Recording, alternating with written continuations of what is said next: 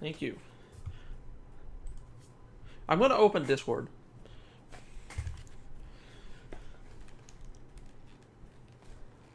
So we'll play this probably for a few hours. I don't have to work until 5, and it's only 1 now, so I got 4 hours. So we'll probably go on for about 2.5 hours at least.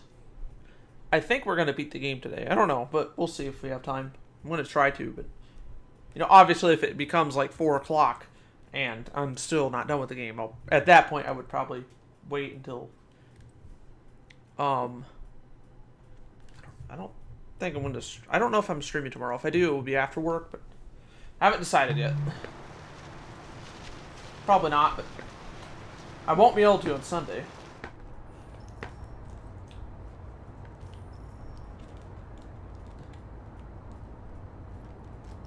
They've been conducting raids all over the city. Everybody's on edge after what happened yesterday. It's gonna be all right. We're almost there.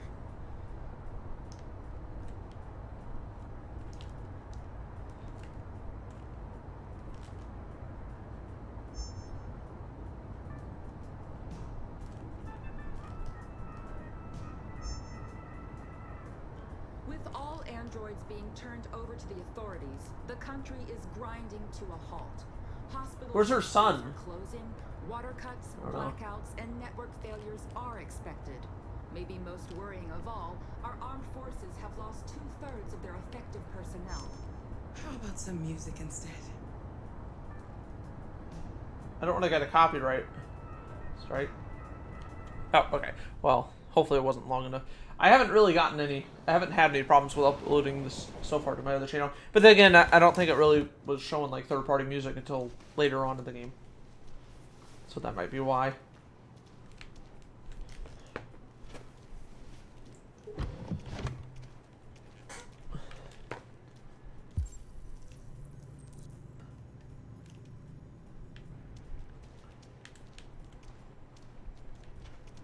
So she lives in, well,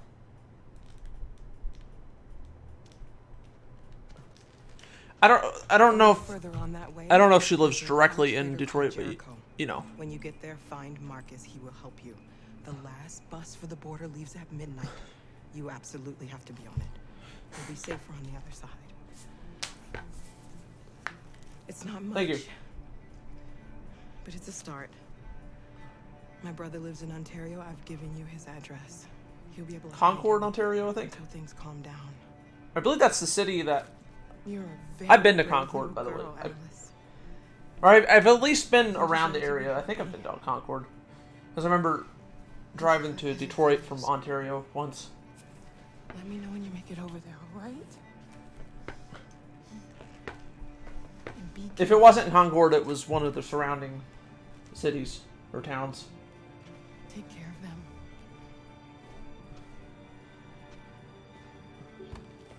Come on, girls. Better not hang around. We have a bus to catch. So it'd be faster. Just take longer to get over there. It's safer, but we're gonna go over here. Oh, maybe I can't. I thought I. Okay, never mind.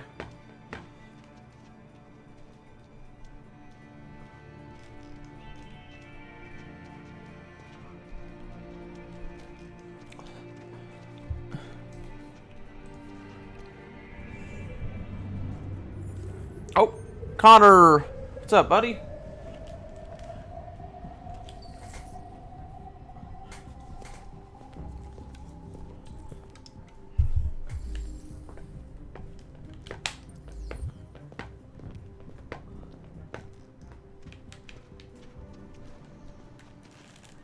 Alright, saved.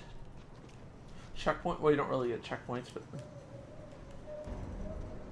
Now, I think it was Beyond Two Souls. If you died, like, in Beyond Two Souls, it would have it start again.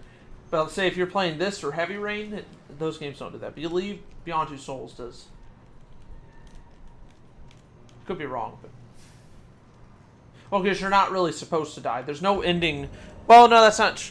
There's one ending where you can die. But not until later. Not until at the end.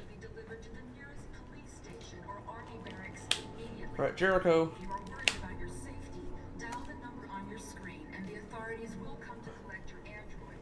Under no circumstances should you try to destroy your android yourself. They are unpredictable and potentially We've got to find a warm violent. place for Alice. The androids weren't doing any harm. The cops just gunned them down. Androids were hanged all along Woodward Avenue. It looks a lot different now. Square. And when the police arrived, and they opened fire. I know they're only machines, but they look like just people who want to be free. Following the android crisis and the neutralization of all military androids, American forces in the Arctic have been forced to withdraw, leaving the way clear for the Russian army. But according to some sources, the Russian forces also seem mysteriously to have withdrawn. The Kremlin has made no comment. Well, they probably have androids too. But it is quite possible that the Russian army has been confronted with a similar There's crisis. another Kara in there. The chairman of the United Nations, Douglas Cornwall, has called for the organization of an international conference on the status of the Arctic. In any case, the danger of a third world war seems to have been ruled out for the moment. A new stage has Alright, I guess I have to go over there. Look how tall that guy is. defective machines have become a real danger for American society. The time has come for us to destroy our machines before they destroy us.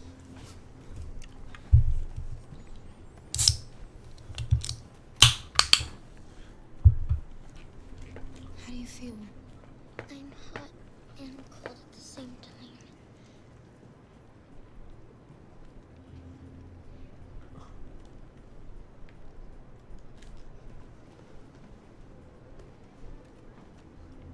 Stay with her. I'll try to find this Marcus. The last bus is in 2 hours, and the terminal's on the other side of town. We haven't got much time. We'll leave as soon as we have passports. Carol, there's something I have to tell you. It's about Alice. We'll have lots of time to talk on the bus. I don't think that's a good idea. Stay with Alice.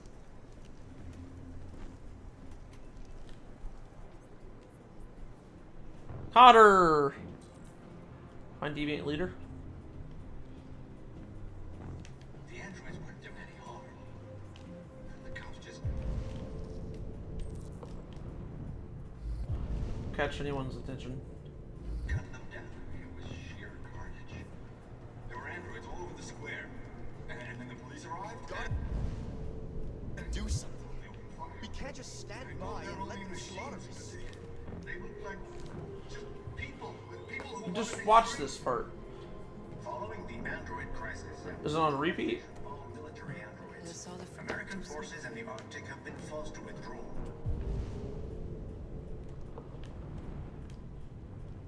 Leaving the way clear for the Russian army.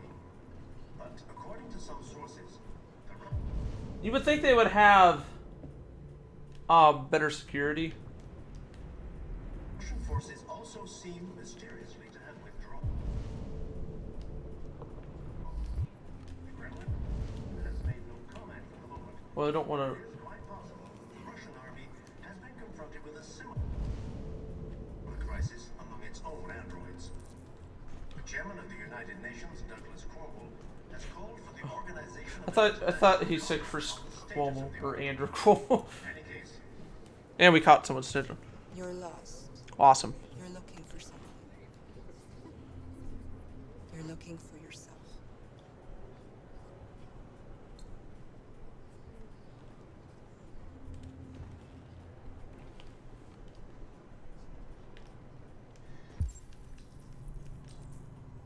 A new stage has been reached, demonstrating beyond all doubt that these defective machines have become I don't know why he's just standing there. danger for American society.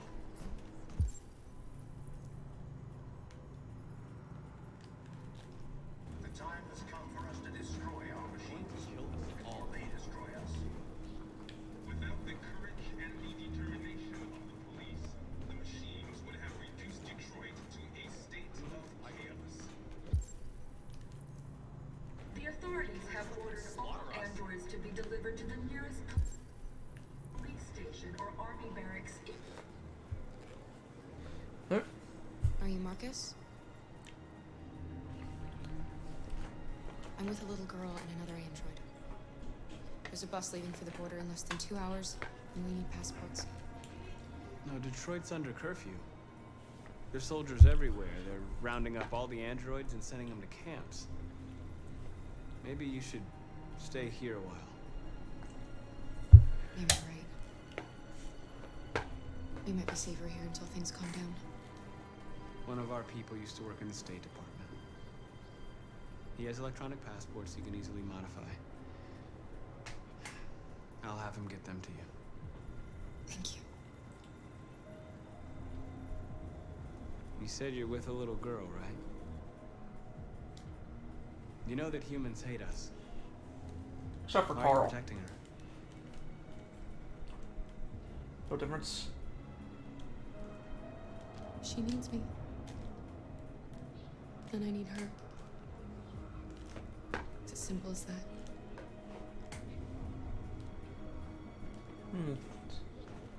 Not like all humans are bad, anyway. The cops just gunned them down. It was sheer carnage. There were androids all over the square. And when the police arrived, They opened fire. I know they're only machines. That's the third time now. Alice.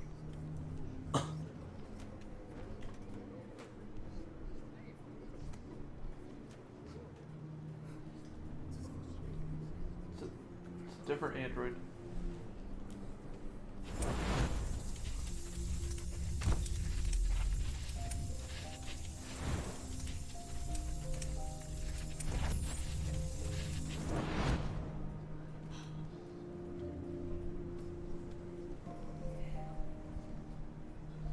You knew from the beginning. You just didn't want to see it. Is that a deviant? I don't know if she's a deviant or not. That one, I mean. And you wanted someone to care for. You needed each other. What difference does it make? Can androids Do you love her any less now that you grow know and she get older? I don't was? know. Probably not. I don't know. Should be a kid forever. Alice loves you, Kara. She loves you more than anything in the world. She became the little girl you wanted, and you became the mother she needed. Forgetting who you are to become what someone needs you to be. Maybe that's what it means to be alive.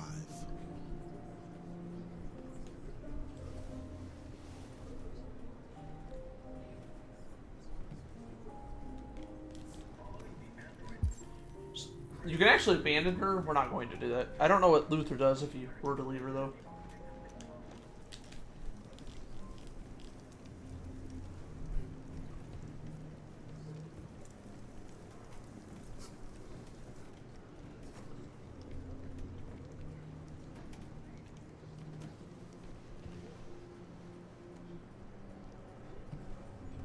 Kara, is there something wrong?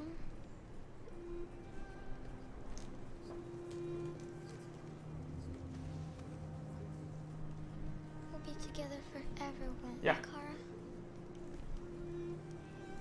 Yes. Forever.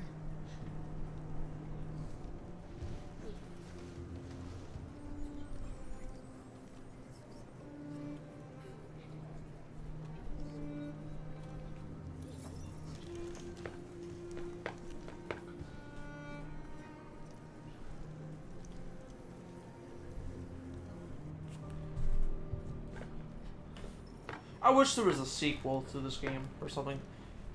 But there's like 12 endings at least, so.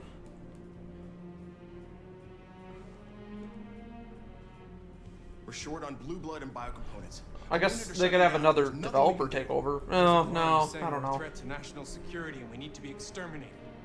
Humans are conducting raids in all the big cities, and they're taking androids to camps to destroy them. It's a disaster. They're slaughtering our people. That's all our fault. None of this would have happened if we just stayed quiet.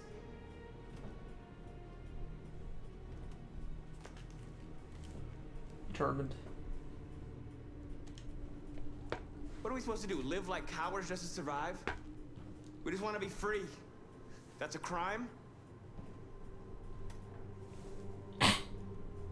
What's the point of being free if no one is left alive?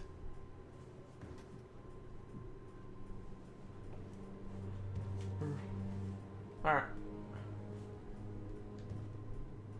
Humans enslaved us. I'll never regret standing up to that. We shouldn't forget who our enemies are. We can't fight amongst ourselves. He's right. We can't. All that matters now is what we do next. Marcus? Stay hiding. Dialogue is the only way. I will go alone. Try to talk to them one last time. Don't do this, Marcus. They'll kill you.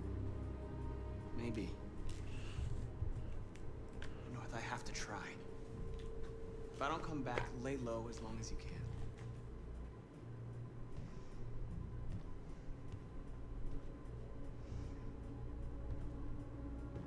Just come back. They need to realize how much they're hurting us. Find the right words, and they'll listen.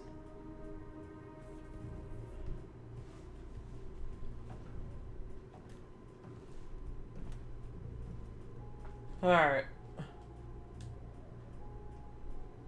They've been butchering each other for centuries over the color of their skin or whatever god they wanted to worship. They're not gonna change. Violence is just in their genes. They can't stop what we've started. Since you've been here, you've given us hope. You've given me hope.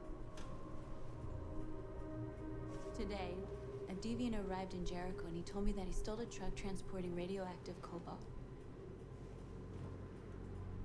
He said that he abandoned the truck somewhere in Detroit and rigged it to explode. I convinced him not to do it, to give me the detonator. A dirty bomb. We can't lose this war, Marcus. If humans overcome us, our people will disappear forever. This may be our only chance to survive if things go wrong. Refuse. We shouldn't become like them, North. We can gain our freedom by other means. I hope you're right.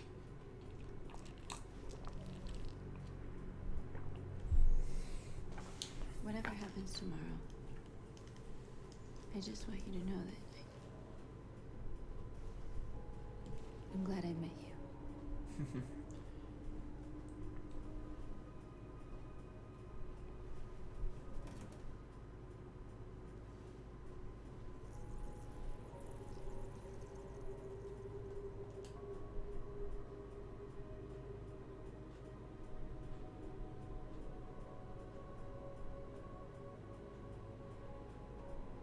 Wonder why their faces don't change color. Well, sometimes they get touchy to, well, not them so much, but I've seen like Kara to Chalice and her hand doesn't change. No, I don't. I'll go join the others.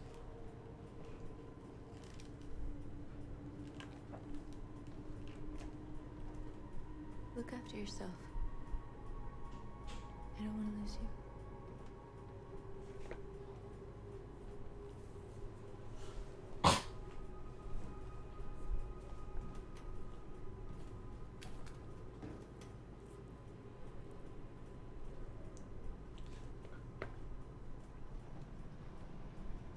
She doesn't have the LED light anymore, does she? No, unless it's on the other side. But...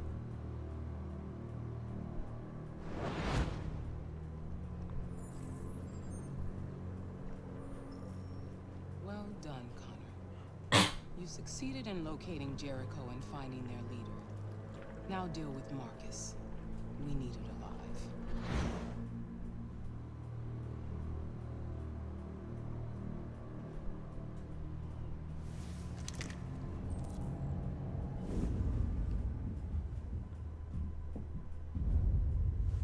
I've been ordered to take you alive.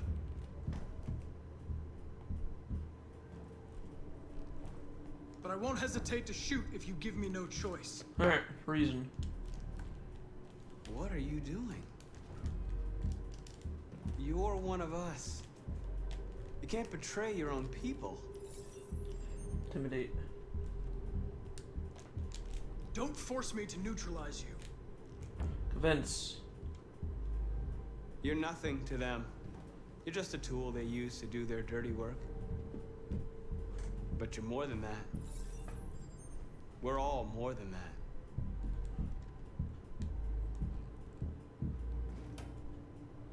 You're Connor, aren't you? That famous deviant hunter. Well, congratulations. You seem to have found what you were looking for.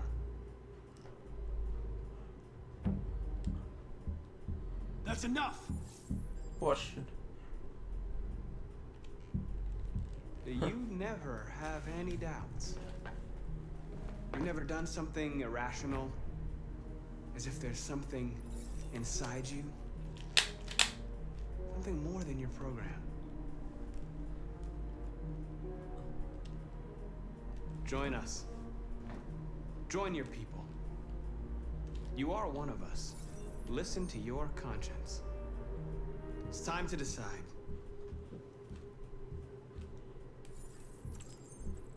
All right.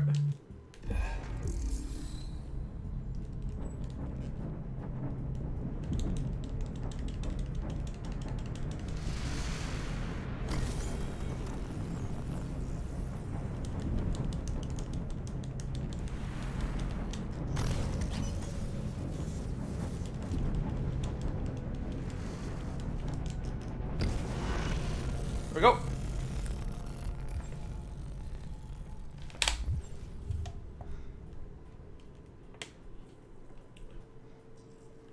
I'm deviant. Oh well. They're going to attack Jericho. What?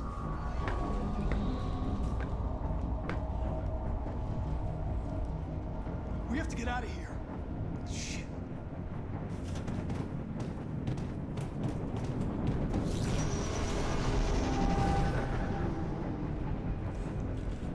All right.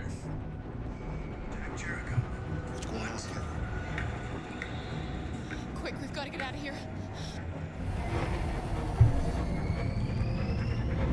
Go, go, go.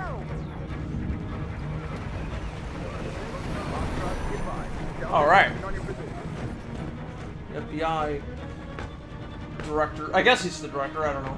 Perkins, was that his name? Rats in a maze.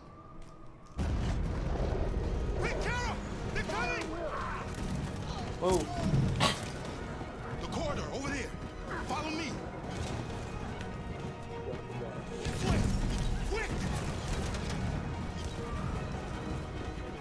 Go. This way. There must be an exit further on.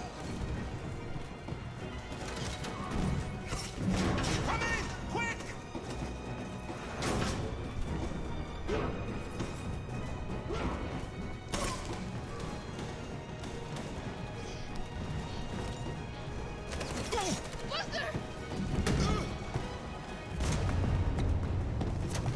They're coming from all sides.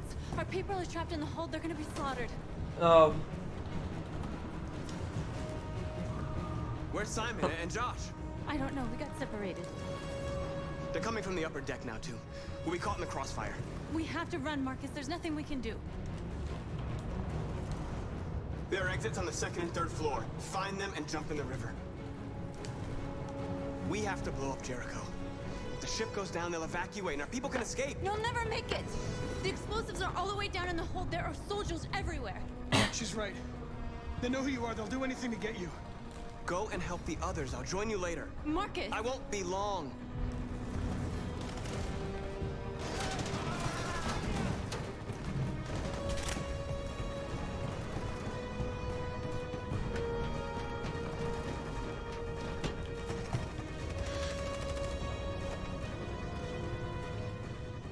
This is the end of Jericho.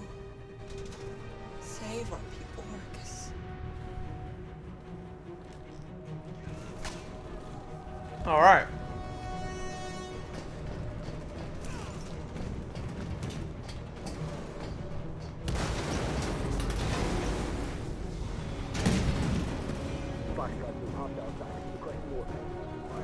Come on, get up. Don't let it get out.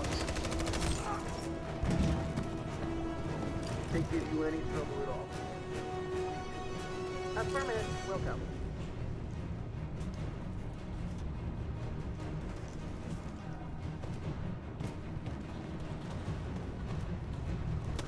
It's too late, Kat. Save yourself. Save Alice. No, we're not gonna leave you behind. Right, Kara? We can't leave him. What are you doing? I won't leave you. Kara, no. Go, go, go.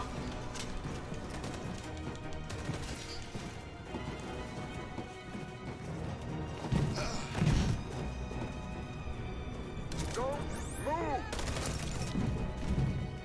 You shouldn't have done that. You can't put Alice in danger. Go now before they come back. What about you? What are you going to do? I'll manage. Alice is all that matters. I don't want to leave you either. Don't worry.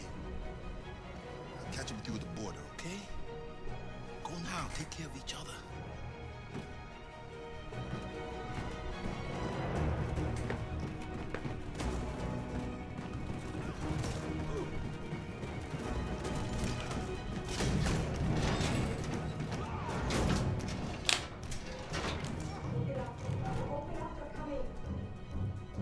She'll die out there, Kara. Open it. Open the door. All right.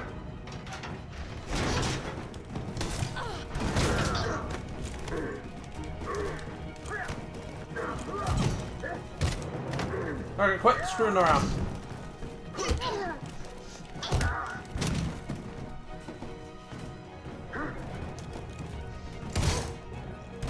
I didn't even get. Are you alright, Kara? Yes, I'm fine. We can't stay here.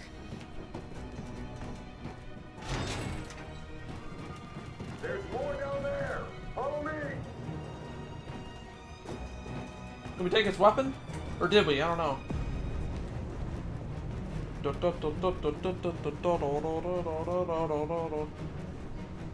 Whoa! Are we stuck? No, we're fine.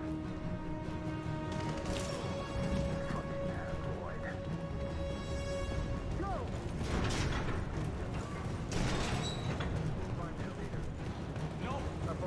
Please don't kill us!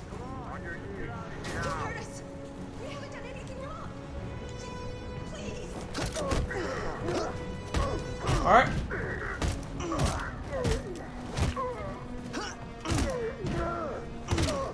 Marcus, you saved us. Go now! Hurry!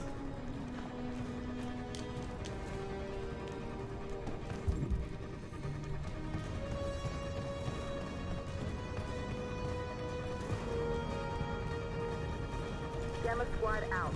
Tango!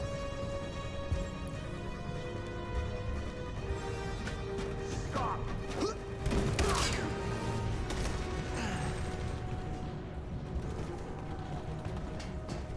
out! Here they come! Don't move! We surrender! We surrender! Don't shoot!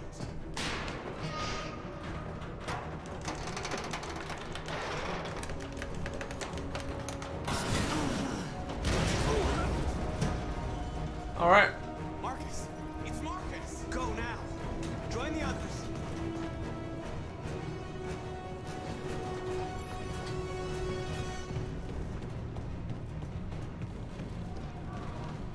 Come on. We can do this.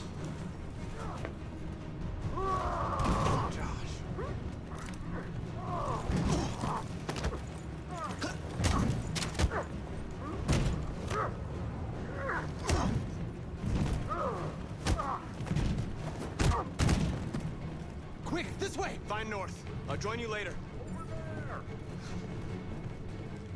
All right, we're gonna want to play dead here. We're safe, Alice. Stop! Do not move. Get down! Don't move.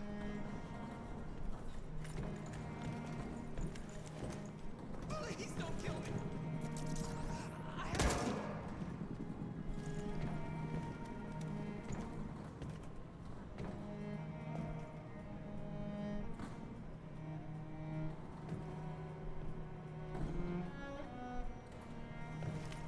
on, let's get out of here.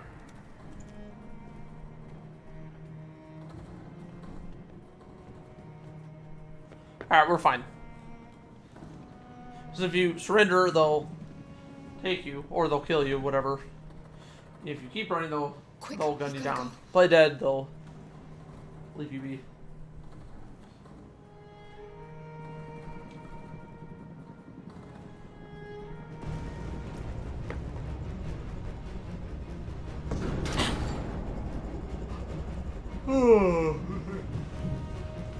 Whoa! Don't move! Go and join the others. Let it get out.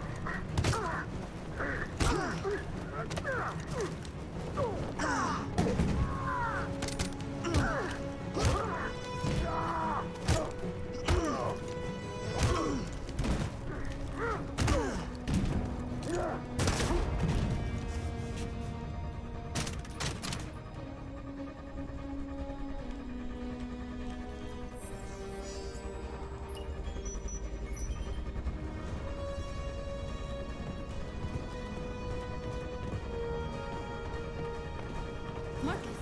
Bomb's gonna explode any second. We gotta get out of here.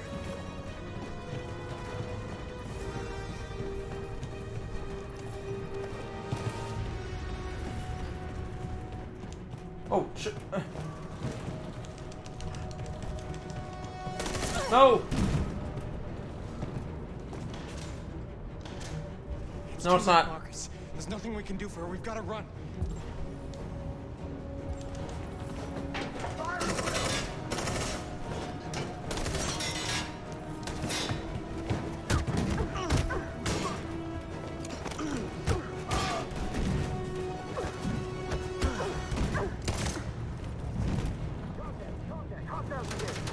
Over there!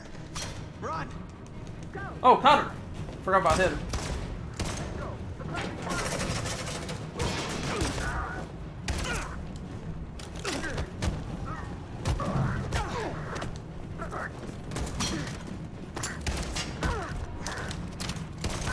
Good job, Connor. Run, quick, come on! And he's coming. Marcus always has to look so cool when he jumps.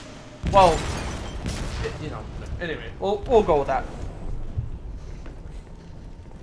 Okay. Well, I'm assuming Connor jumped. They detonated an explosive in the hold. The ship is sinking, sir. The man to evacuate.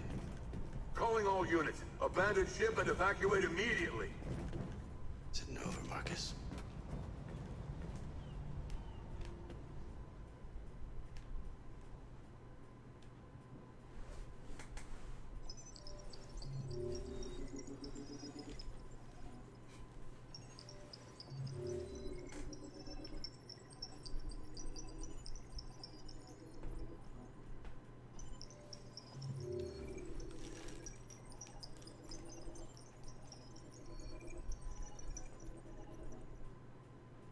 Okay, well, you must have jumped. It was kind of hard to see from distance. Alright, November 10th. This is... Oh, back... voice crack. Back at Carl's. I forgot about this.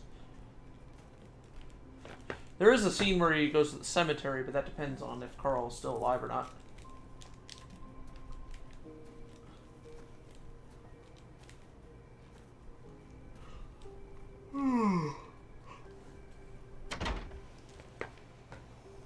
Alarm deactivated.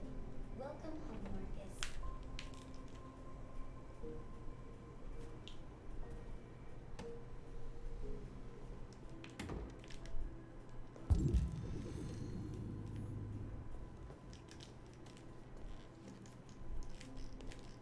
Is his son still alive, I guess? Hi, Dad. I'm getting out of the hospital Yeah, he's fine. tomorrow. They told me that you stayed with me while I was asleep. I'm really sorry about everything that happened. I'm gonna stop all that shit. It messes me up. It turns me into somebody I hate. Hey, I'd like to come by and see you tomorrow. That's all right with you. I just want to let you know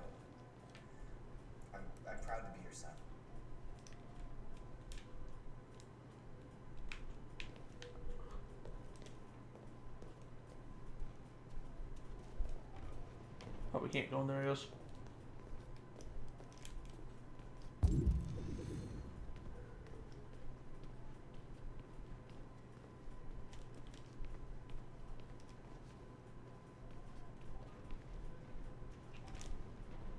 I don't know if that. I don't think that was there. Well, maybe it wasn't. I just don't remember. But yeah, it might have been.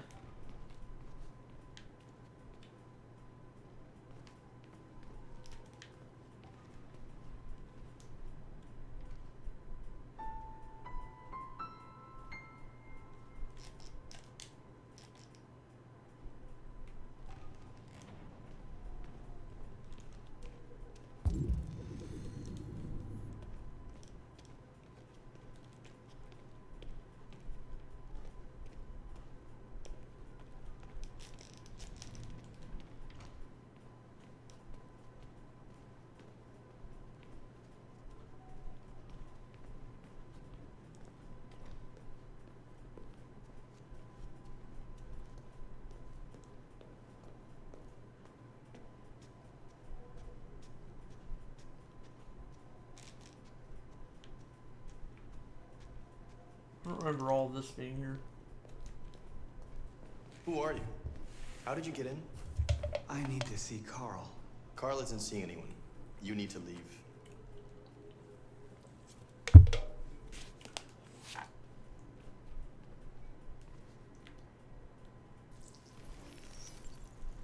Please. I need to see him. He's very weak. I'm not sure he'll be able to talk to you.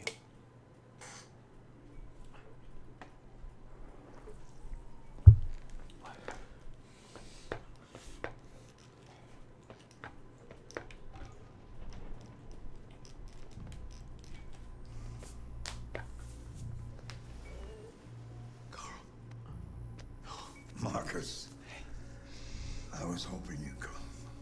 I missed you so much, Carl. You don't know how much I've missed you. What's wrong, Alright. No. I'm completely lost, Carl. The whole world's falling apart around me. I try to do the right thing. I look for answers. Instead, I just... Hey, what's up, Chris? World's ruled by fear, Marcus. Fear of others. Fear of the future. It's like me, too old. It's time. Oh, excuse me.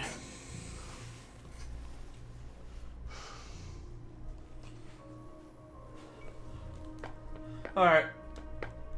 I don't want bloodshed. No matter the color. But I can't let them slaughter my people. I have to make a decision that's going to affect millions of lives. And I'm telling you, I don't know what to do.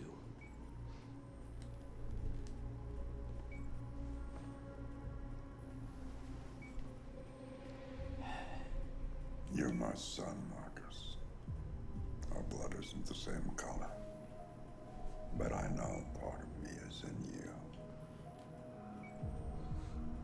When the world falls into darkness, some men have the courage to lead it out.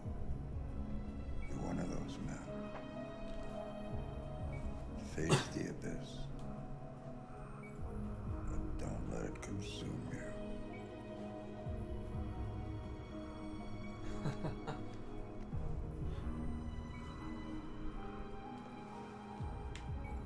Alright.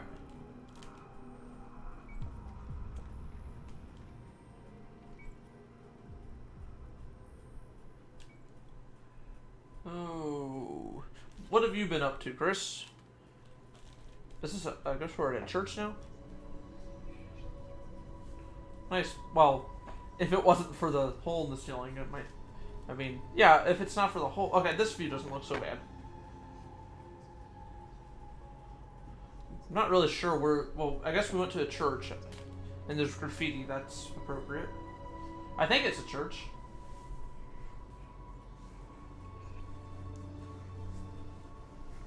And he's just chilling out there.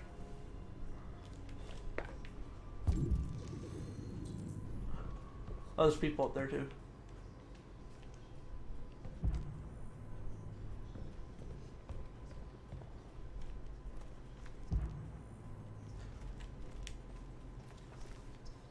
It's my fault the humans managed to locate Jericho. I was stupid. I should have guessed they were using me.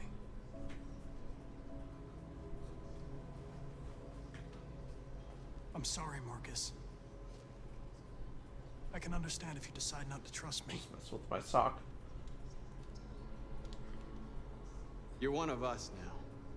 Your place is with your people. There are thousands of androids at the CyberLife assembly plant. If we could wake them up, they might join us and shift the balance of power. You want to infiltrate the CyberLife tower? Connor, that's suicide. They trust me. They'll let me in. If anyone has a chance of infiltrating CyberLife, it's me. If you go there, they will kill you. There's a high probability. But statistically speaking, there's always a chance for unlikely events to take place.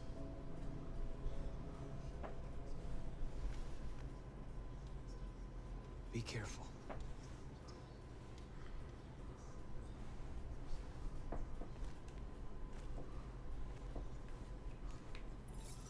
All right.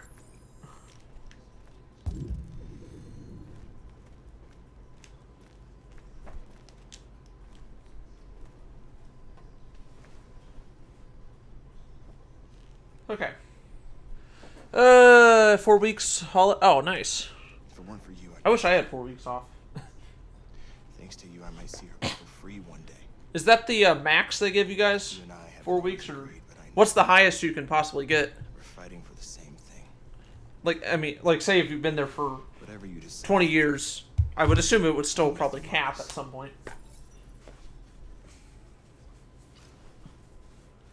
But I think, you know, if you're longer you work at a place, you deserve more time off.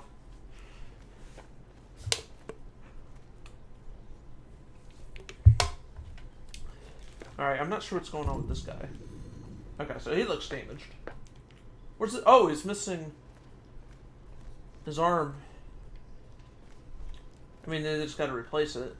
Maybe they don't have the parts for that. I don't know, but...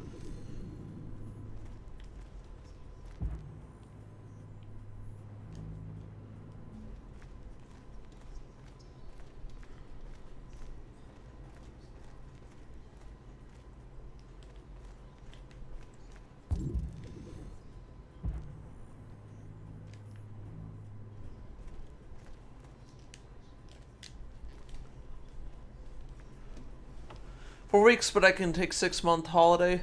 Really? Oh, wow. That's so much. Okay. They say they don't want to take any risks. So, oh, I'm gonna move my mouse so I don't accidentally click on that. Up and taking them to the camps for extermination. In a few hours, we're gonna be the only ones left.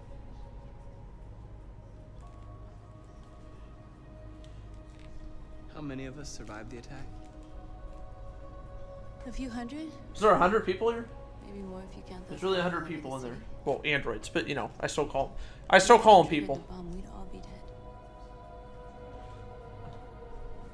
What's your system status? I'm okay. The bullet didn't hit any bike components. You could have been killed trying to save me, Marcus. You have to think of our people first. Nothing else matters. In a few hours, it'll all be over. We'll have changed the world, or the world will have destroyed us. You have to make a choice, Marcus. But whatever you choose, we will follow you. I love you, Marcus. Does he ever say he loves her too?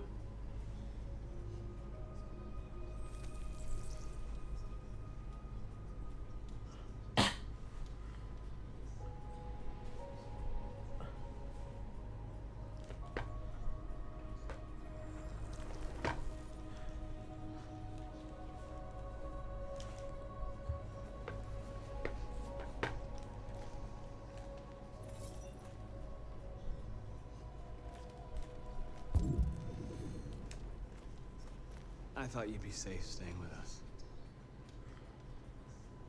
I was wrong. You need to leave the city while you still can. Getting Alice away from here is all that matters now. We have to catch the last bus. We might still have a chance to cross the border. Did she get passports?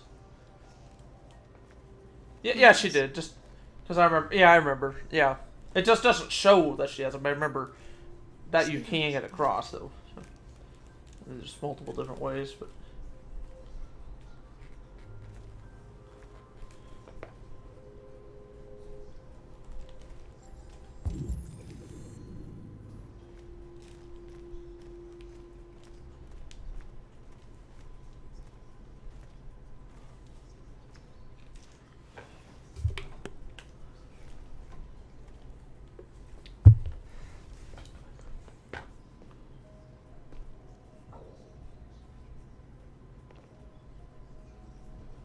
Our people are counting on you, Marcus.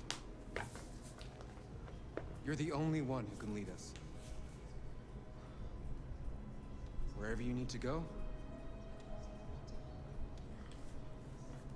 we'll follow you. Did I talk to everyone yet? I don't know. I think I did. Everyone that I can, I mean.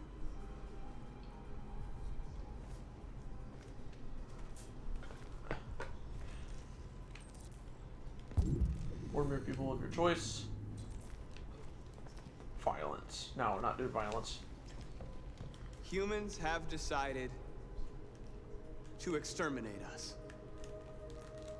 Our people are packed in camps right now, being destroyed. Time has come to make a choice. One that very well may determine the future of our people. Alright.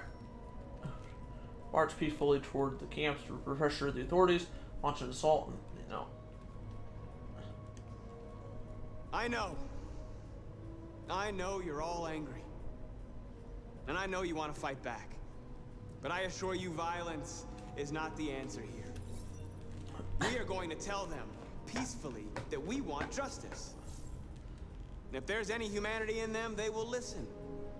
And if not, others will take our place and continue this fight. Are you ready to follow me?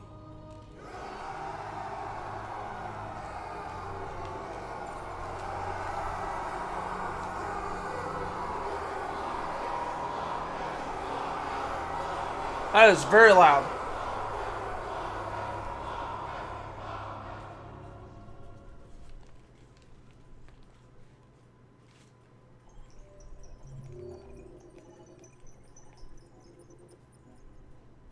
Protect, protest first, people.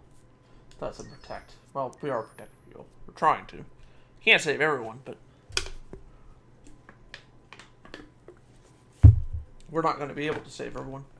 Oh, the president. At 6 a.m. this morning, a national curfew was declared. Civilian movement Washington, will be D.C. strictly Washington, controlled. D.C.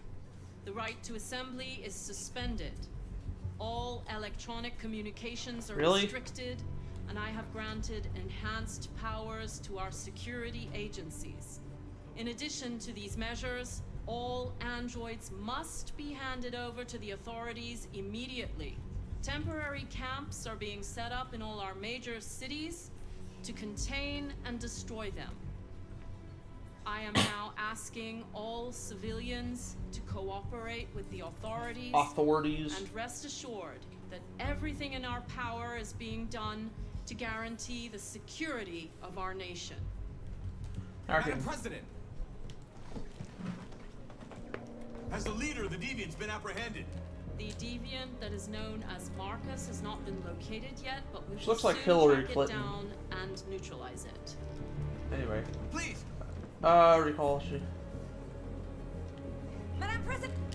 Is it true that androids make up 60% of the armed forces? Is our army still able to ensure our homeland security? We neutralized all military androids the second their reliability came into doubt. We have called the National Guard for reinforcement. Our armed forces are fully operational and are able to ensure our homeland security. Madam President! Madam President, public opinion seems to have become increasingly favorable to the deviants, particularly since they've adopted a peaceful approach. How do you feel about this? Public opinion is one thing, the security of the state is another. These deviants are dangerous, and my highest priority is to protect the American people. Madam President! Deviants. Oh, intelligent beings. Many believe that androids are a new form of intelligent life. Do you have any comment? That's ridiculous. Next question, please. Madam President! Is it true that a large number of deviants are still on the loose? We don't have the full reports at this time, but if so, I can assure you they will soon be apprehended and destroyed. Thank you. That will be all. At least it's not like Biden, where he doesn't take questions, or he'll say he says he's going to take questions, and then they immediately turn off the microphones and the cameras. I don't know why. They just don't want him answering questions. Connor model 313-248-317. I'm expected. Identification successful. Okay. Go ahead.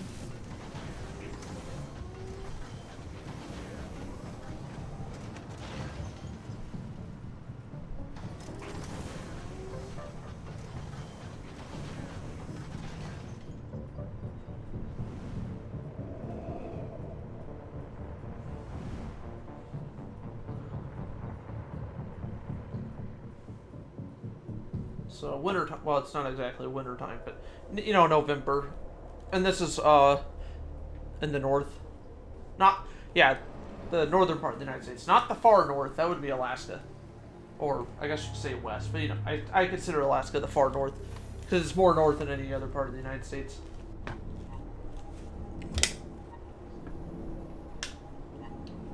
But yes, it is. It is technically west. I don't like saying Alaska. Well, they say the Northwest, like Washington, but then they don't really, you know, they'll talk about those states, but they don't talk about like Alaska very often. But I have my orders. I'm sure you do. I'm coming.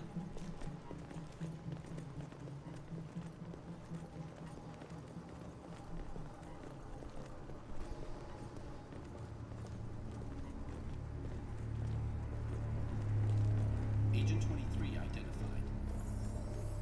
Connor android identified. Agent 77 identified. Scan complete. Access authorized.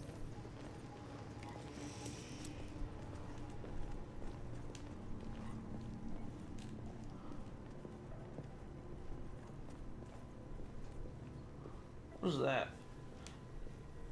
Statue is holding.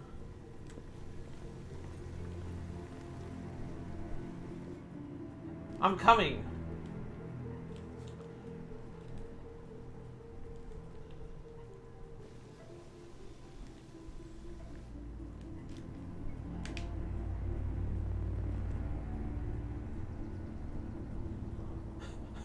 He's like, what is he doing?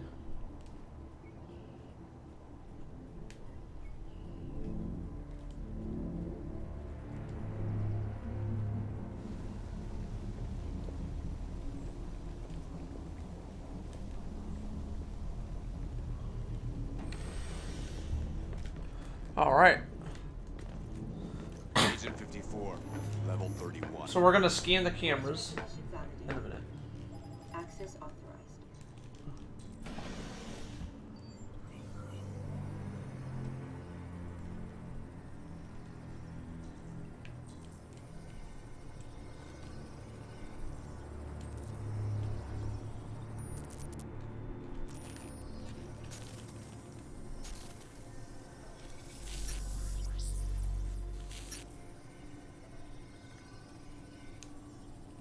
Hey, don't touch that.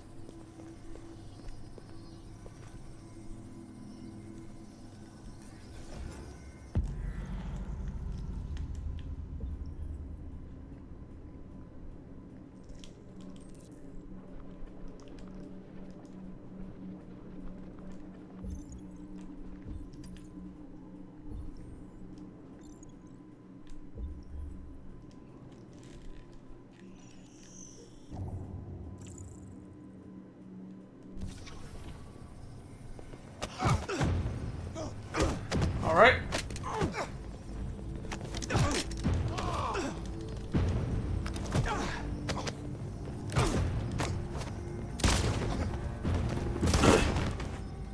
Got him.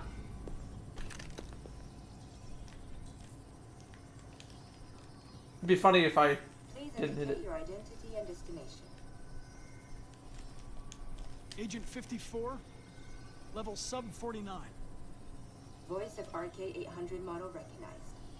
You are not authorized to use this elevator. Agent 54, Please level contact human sub personnel 49. to be redirected. Voice recognition validated. Access authorized. West Side Industrial, Detroit. Reach the bus terminal, so we can go 2 directions. The last bus leaves in 20 minutes. That doesn't give us much time. We've got to move fast. 20 minutes.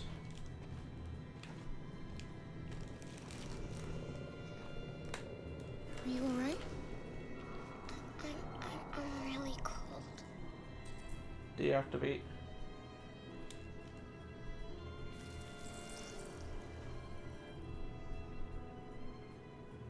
You'll feel better now.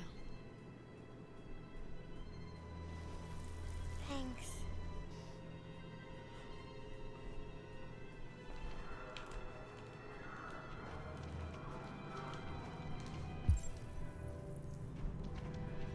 Was it like 10 kilometers or not 7 kilometers? I don't remember how far away it is. Oh, do we take that gun? Why would they leave a gun behind?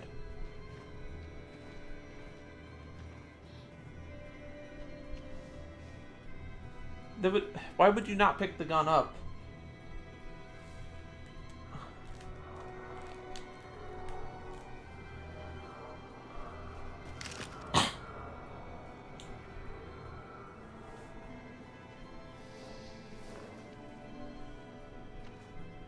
Come on. Let's not stay here. Uh-oh.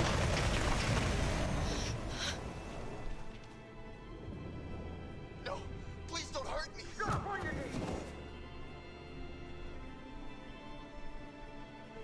What are we gonna do? We have to keep going if we want to catch that bus.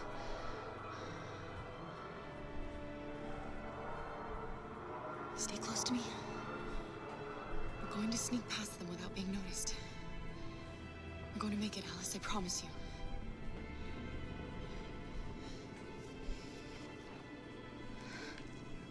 Don't kill me. I didn't do anything.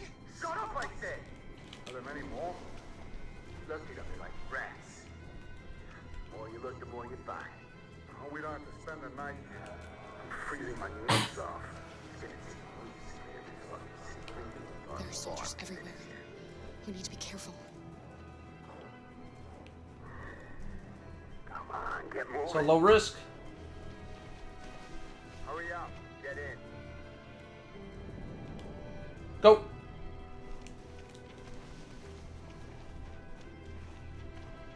Look who it is. I don't know how she could see. We can't help him, Alice.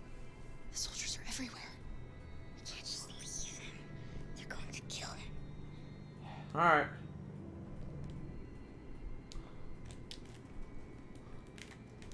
Okay, let's go.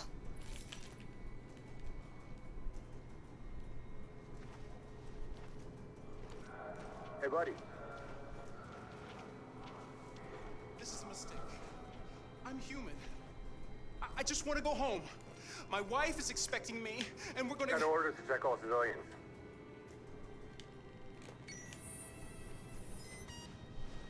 No. No! Please!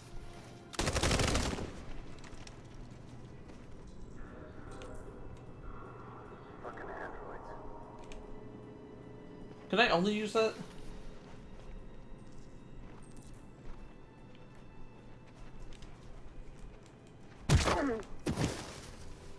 Kara!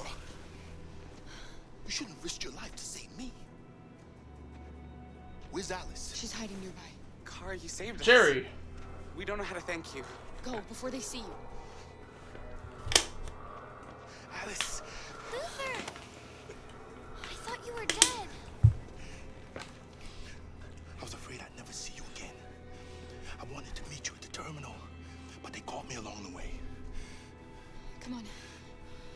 close, but we don't have much time. Do not go, because they will see you.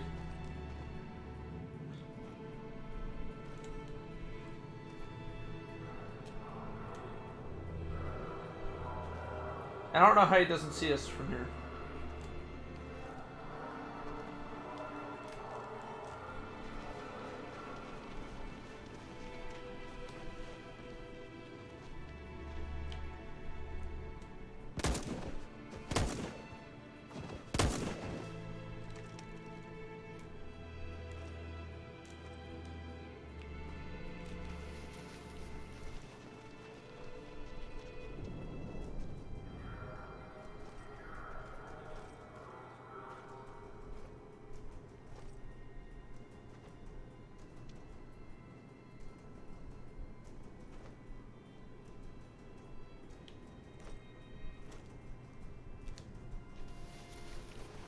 All right.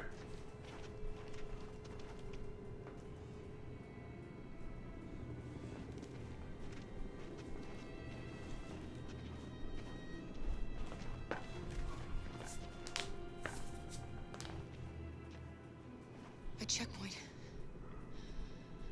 We have passports, it should be okay, but you never know. Maybe we should take the detour and avoid the risk. We're almost out of time, we could miss the bus. Yeah, but it might be safer. Oh, it's only... So... Alright, so we only got 750 meters. This will only take 3 minutes. Or we go this way. Be 1.7 kilometers.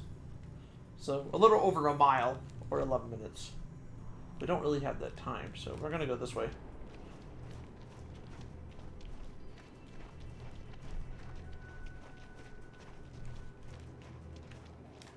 I don't like humans who carry guns. They make me nervous. Well, why don't you speak louder so they can hear you? All right, Luther. Don't do anything until I say so. ID, please.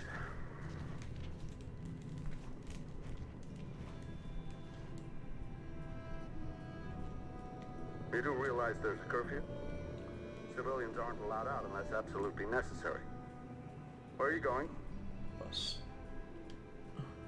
My daughter slept over at a friend's house. We went to pick her up. We're on our way home now. He suspects something. Stay calm. Everything is fine. You all right, little girl? She's trembling. Something wrong? She's sick. She's sick. A bad flu. We just need to get her home. After going to a friend's house? Sorry, miss, but we gotta be careful. There are deviants around and our guys are nervous. You should hurry on home. Thanks. Uh-oh. Hey, wait a minute. He knows, Kara. They're gonna kill us. Don't do anything, Luther. You hear me? They're gonna shoot. They're gonna kill Alice.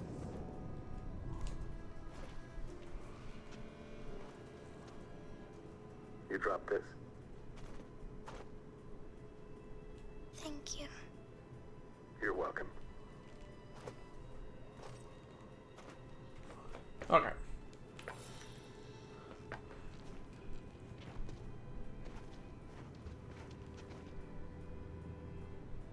We're coming to you live from Detroit, where thousands of androids are marching through the city at this very moment. Alright. The leader of the deviants, the one they call Marcus, is at the head of the march.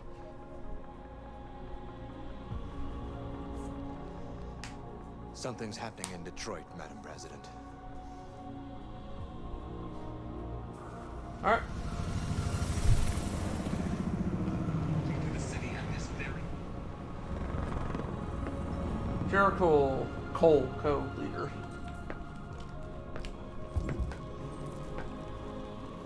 Oh, there's North.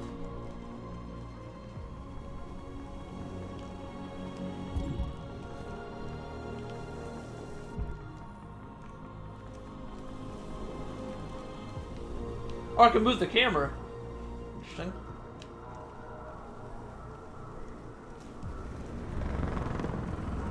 I think it's where we were last time.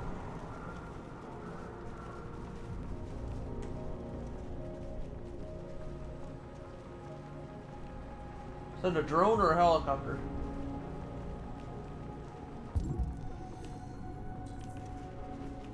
I think it's a drone. I could be wrong.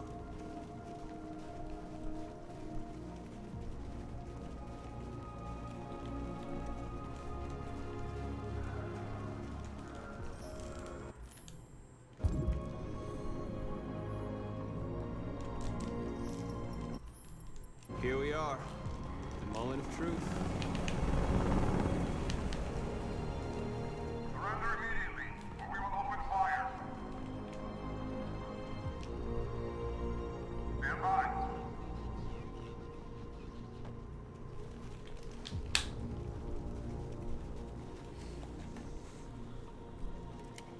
There's the press, the media.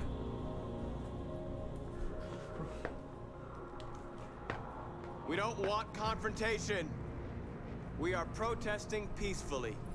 I repeat, surrender now, or we will open fire.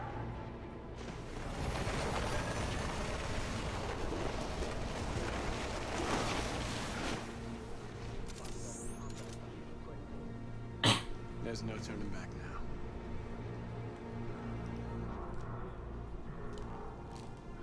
We ask that you release all androids detained in camps and cease all aggression against us. We are peaceful. We will not resort to violence. But we are not leaving until our people are free.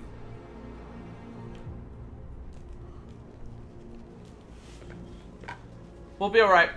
Most of us will.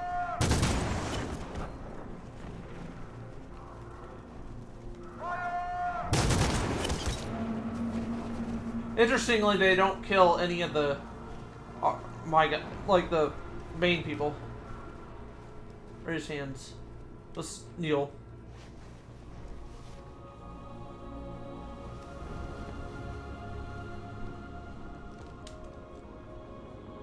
Are you gonna open fire on unarmed protesters?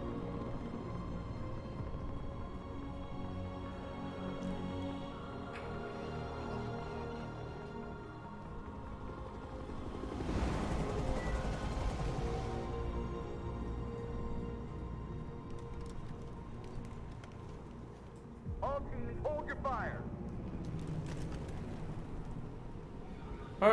Yes, Michael, we are less than 100 meters away and events are unfolding as we speak. We will continue to bring you live updates. Josh Douglas, Channel 16. Michael, back to you. Marcus, what do we do now? We hold out. As long as we can. Less than 100 meters or less than a few hundred meters? Either way, that's still pretty close. I mean, I don't expect them to measure exactly. Yeah, but I don't know. I think he said less than 100 meters. So, you know, you got, would that be 190 feet? 180, 190 feet, something like that?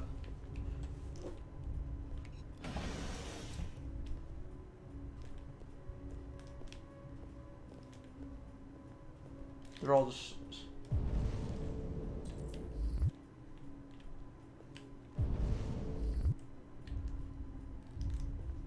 Cutscene.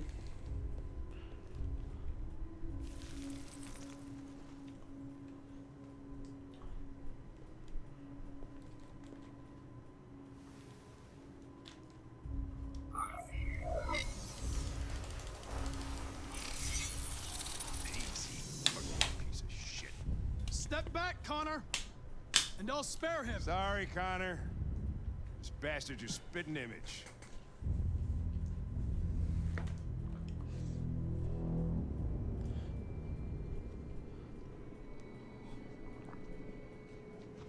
The bus terminal. We've arrived, Alice. We made it. Stay away from the guards. Canada border. Last bus for the border is full. Ticket holding passengers only. All departures are suspended until further notice. We don't have tickets. They won't let us on. Well, why don't you say that in front of the police there? There's a couple officers. We're stuck No, we're here not. now. We'll figure out. Oh. What are we going to do?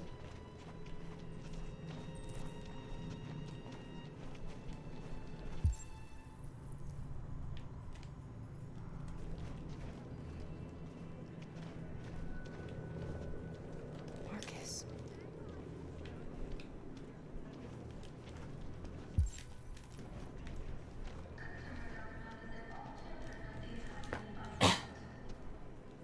I think Oliver likes you. Please don't move.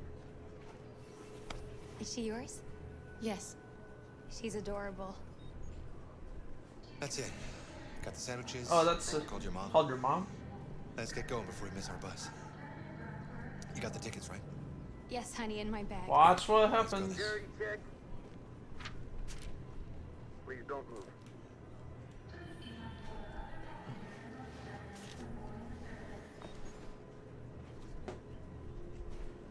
Thank you.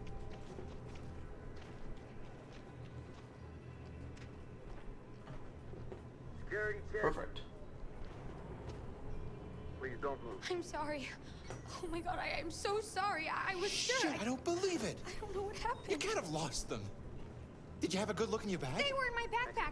The envelope must have fallen. Fuck. Excuse me, you didn't happen to see a blue envelope somewhere, did you? It has our bus tickets in it and... Never mind. We're gonna lie. No. Sorry. What are we gonna do? We can't stay here. We have to find a safe place for Oliver. I'm so sorry, Come honey. on, Alice. I don't know what happened. They were right here in my bag. Please don't move.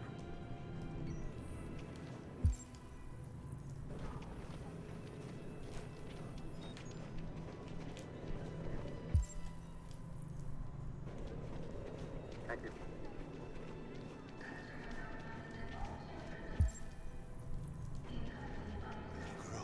My little... You stole my little girl! Todd. Security! Over here! Alright, appeal. Don't do this, Todd. They'll kill us if you hand us in.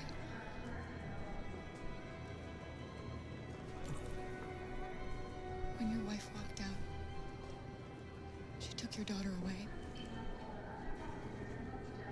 You couldn't live without her. So you bought yourself an android. A substitute little girl.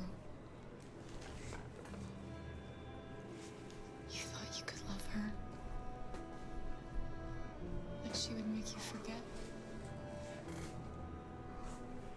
But nothing could replace your child. Right. I just wanted to prove to myself that I was a good father. She was wrong. But I fucked it all up all over again. She was right in the end. I didn't deserve them. But I missed my little girl. Alright. You don't know how much I miss my little girl. Is there a problem, sir? No. I made a mistake. Sorry.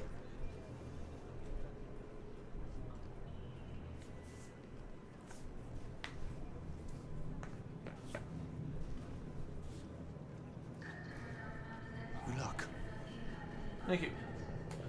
We'll let them. Oh.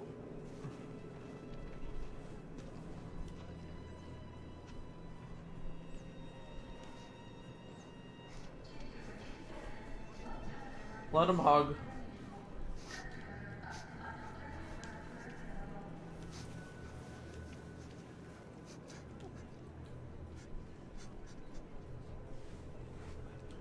Let him say goodbye.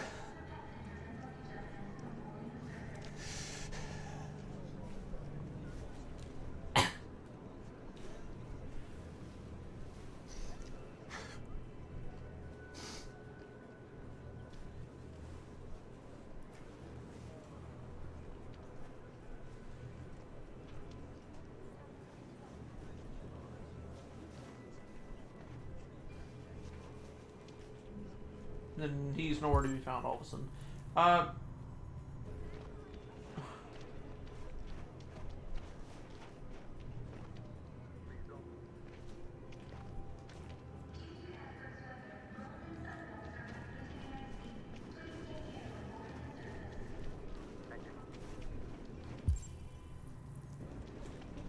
Go, go, go, quickly.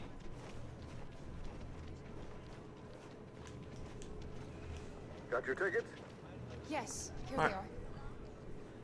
are. Okay, go ahead. Thank you. We just cut in front of everyone, by the way.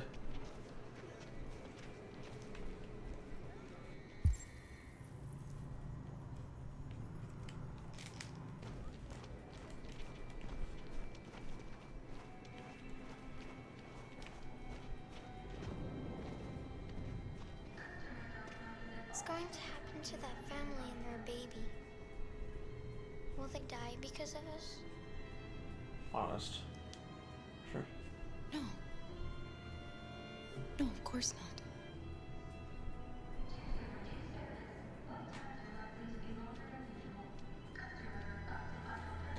not. Well, hopefully they don't die.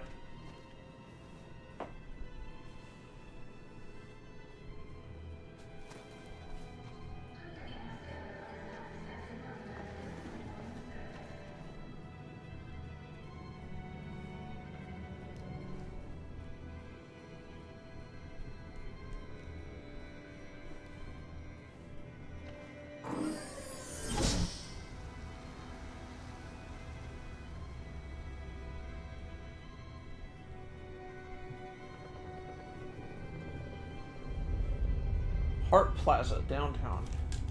So we made this, or they made it. Shouldn't say we, because I didn't actually get to.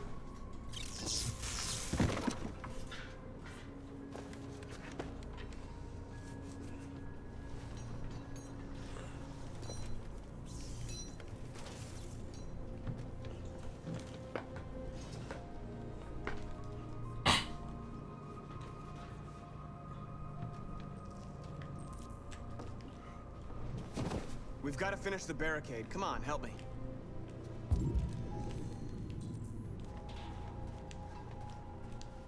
Hey, help me!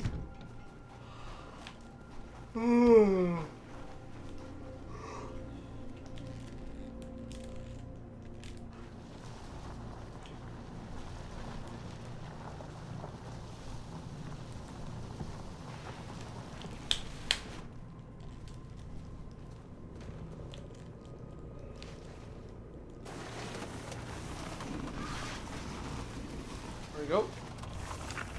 Right, that should do it. No, that's not gonna stop them. Just hope it buys us some time. I know it was not an easy decision to make, but I'm sure we're doing the right thing.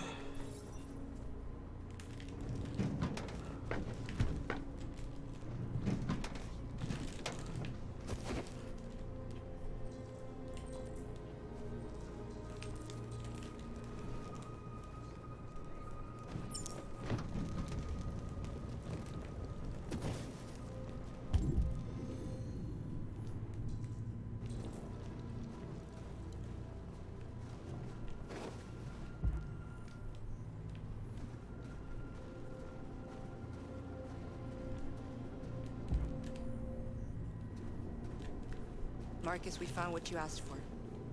Thank you. There's some journalists over there.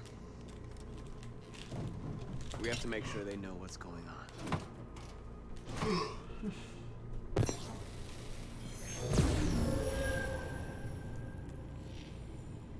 Free.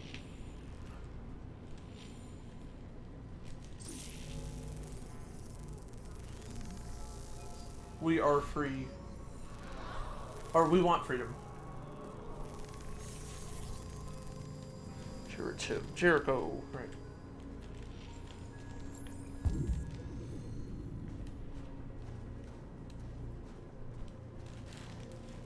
There you go. This won't hold him for long, but I guess it's better than nothing.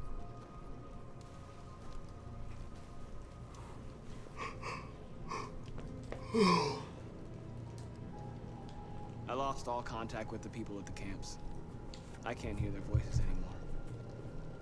Maybe the humans have scrambled our network. Maybe they just can't get through. I don't know.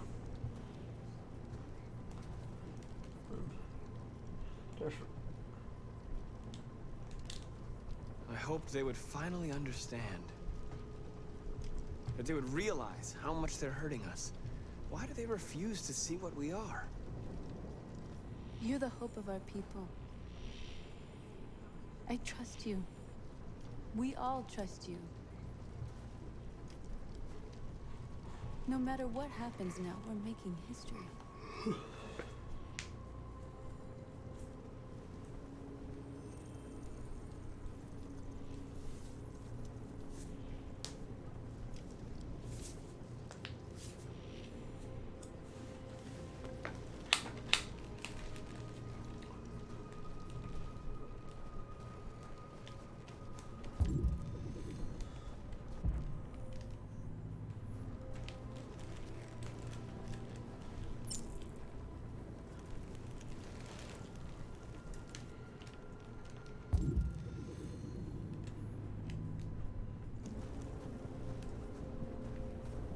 Marcus! Marcus, come look!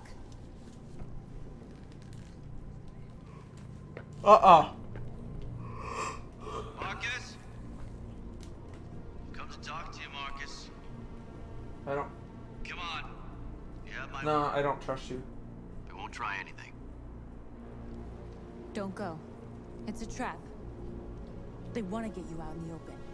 Don't go, Marcus. I'm unarmed, Marcus. I just want to talk. I have nothing else to say. Free our people, then we'll talk. I came here to negotiate. Isn't that what you want? I gave you my answer. Want to play it like that? Okay.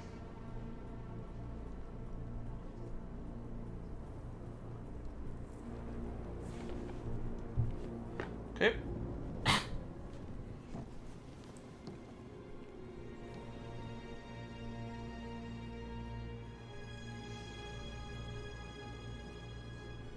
The humans are about to launch an attack.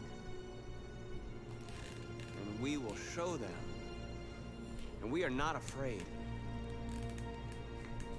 If we must die today, then we will die free. Uh-oh. That's not good.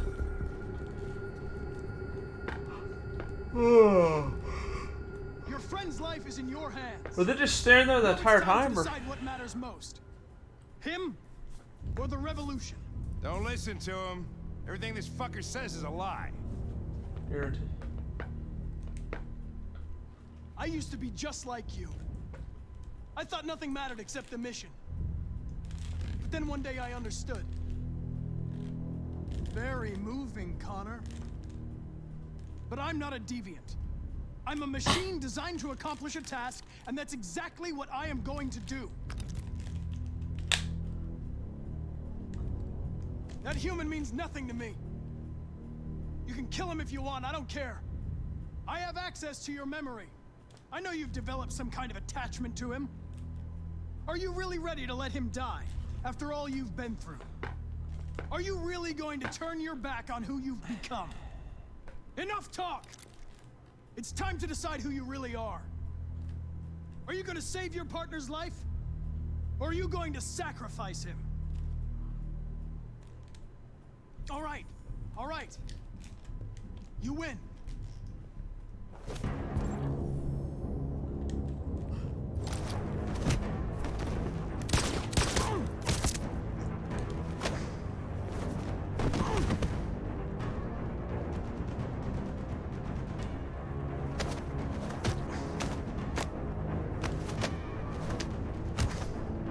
I don't even know who's who.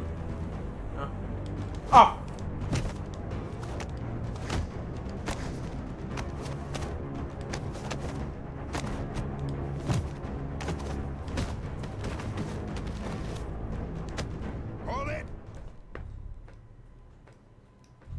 Thanks, Hank. I don't know how I would have managed without you. Get rid of him. We have no time to Him or lose. it? It's me, Hank. I'm the real Connor. One of you is my partner. The other is a sack of shit. Question is, who's who? What are you doing, Hank? I'm the real Connor. Give me the gun and I'll take care of it. Move! Why don't you ask us something? Something only the real Connor would know. Where did we first meet? Jimmy's bar. I checked 4 other bars before I found you. We went to the scene of a homicide. The victim's name was Carlos Ortiz. He uploaded my memory. What's my Sumo. dog's name? Sumo. His name is Sumo. I knew that too.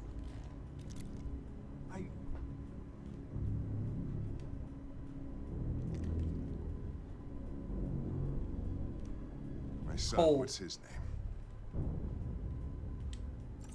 Cole. His name was Cole. And he just turned 6 at the time of the accident. It wasn't your fault, Lieutenant.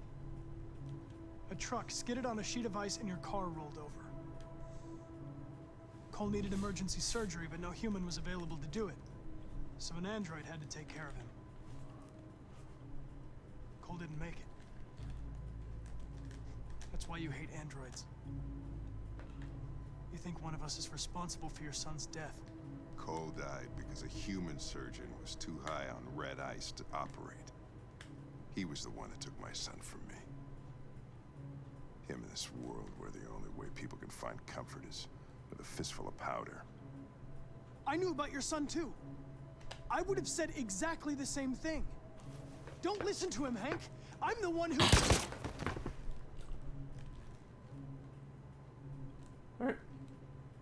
Yeah, I've learned a lot since I met you, Connor. Maybe there's something to this. Maybe you really are alive. Maybe you'll be the ones to make the world a better place. Go ahead and do what you gotta do.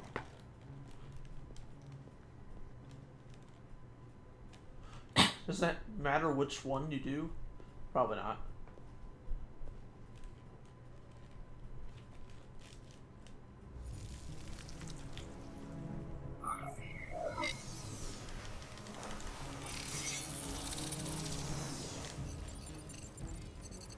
Wake up!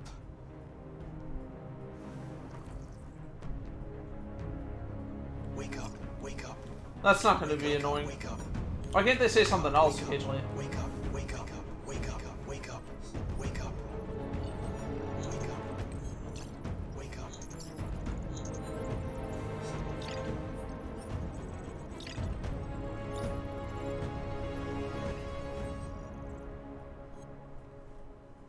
Oh, I thought that was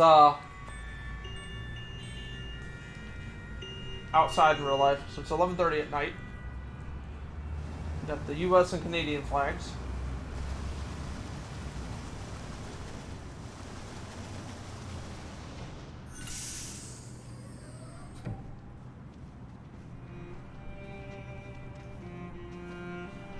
Do they have like the Canadian military? I don't know. Excuse me, what's going on? Border control. All passengers must leave the bus. Please move along.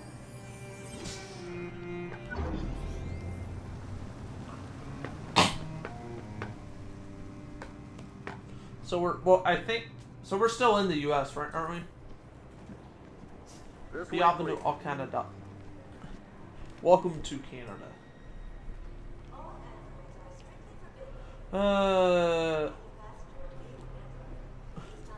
Nope. We are controlling all passengers to detect. Any detector will immediately be destroyed. All right. Oh, I wanted to read that in French. We're trapped. What are we gonna do, Carl? We'll figure it out. Don't worry, Alice. We'll be fine.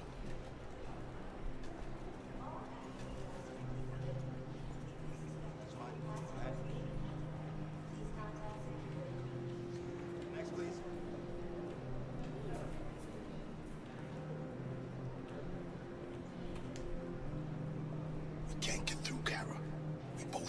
Yeah, we can. I'll think of something. There's got to be a way out of this. We can't let them stop us. Not that we're so close. All that matters now is you and Alice. I can save you, Kara. No. No, I'll find another way. If there's no other way, I'll do it. That's fine. Quiet. Jerry? Next, please. You risked your life to save us, Carl. If you and the little girl need me, I'll be there.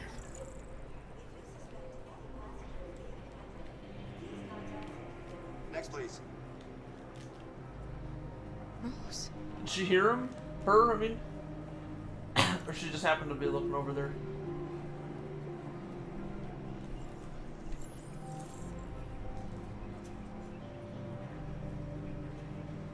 Wait for me. I won't be long.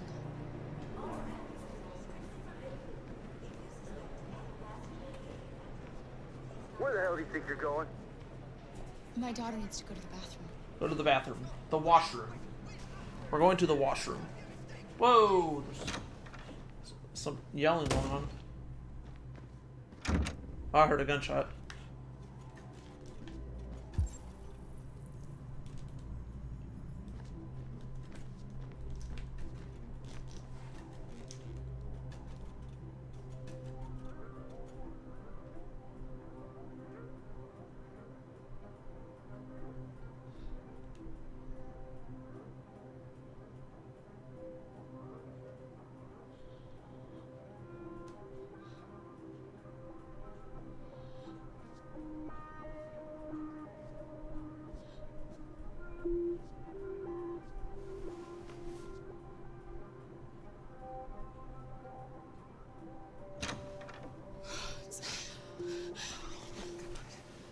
I'm so glad you're safe. We saw the Jericho raid on TV. I was terrified. I thought you might have been killed. Thank God you're all right. Brother. What's happening with Marcus? He's protesting peacefully outside one of the android camps. Whatever happens now, he's already made the history books. Right. Sure. Rose. If anything should happen, I'll be there, Kara. Alright. They're checking for androids. We won't make it through. You have to. You know what they'll do if they catch you.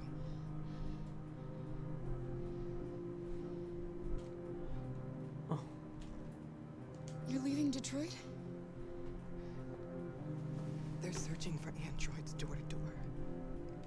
We had to leave before someone turned us in. What about the others? They're crossing the river as we speak. Adam and I are going to meet them on the other side. You gave me your brother's address. Do you think that I... Of course. He'd be delighted to have you. We're going there too. You'll be safe. I don't. Is she? I don't know if she's Canadian or American. Maybe she's both. I don't know.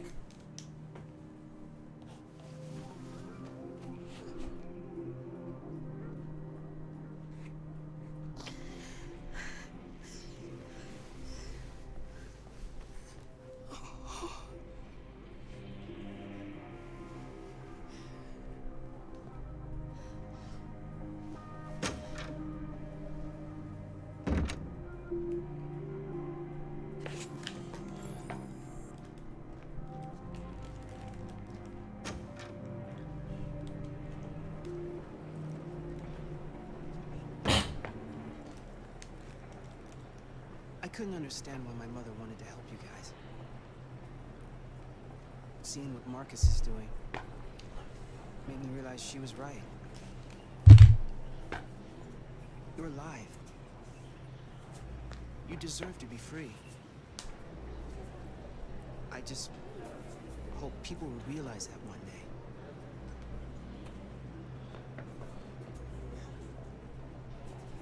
day.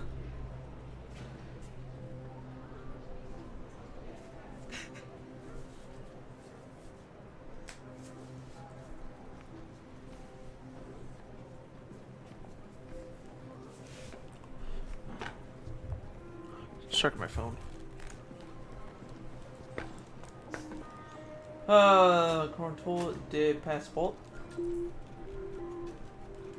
No. No sacrifice. This should be fine. Next, please. He'll suspect something, but it'll work out. Watch.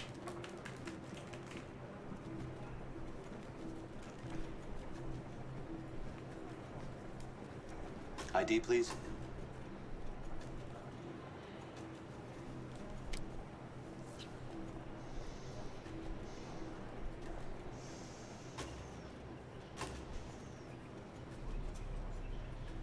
Watch. Please. I just want to be free. Watch what'll happen.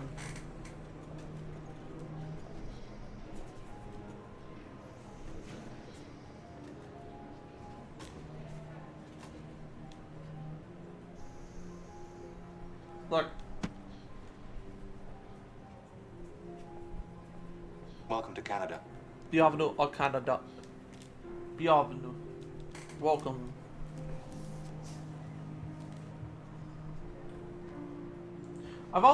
You could also just say Bienvenue Canada. It's probably more proper if you just add the two, the all.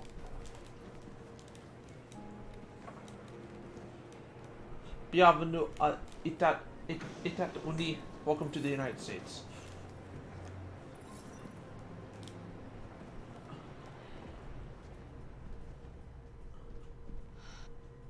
We're interrupting this news bulletin to bring you the latest news live from Detroit. Joss? Yes, Michael. The army has just launched an attack on the barricade, despite the fact that the Deviants were protesting peacefully. Have apparently decided to put an end to the Deviants demonstration by force this time. Alright, we're back. North!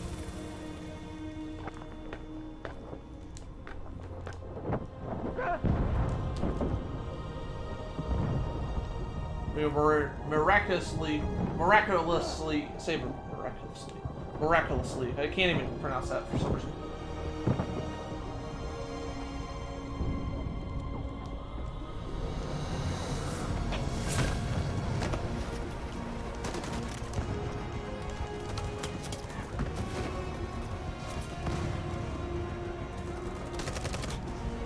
Well, I guess we don't get everyone, but we get most people.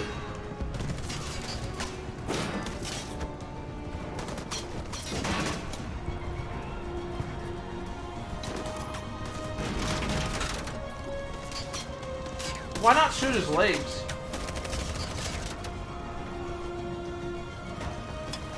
Look out!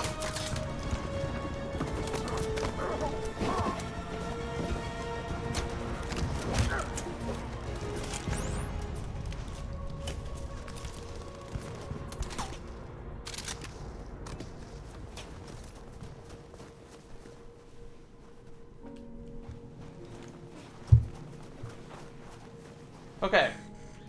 Took hold.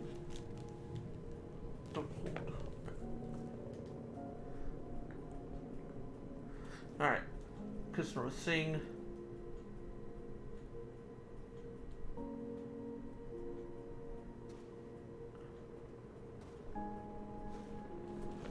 What did I say sing? I hope that, well...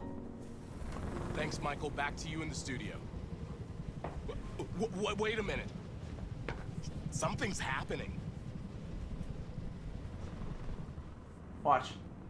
Hold on just a little while longer. Hold on just a little while longer. Hold on just a little while longer. Everything will be alright. Everything will be alright. Fight on just a little while longer.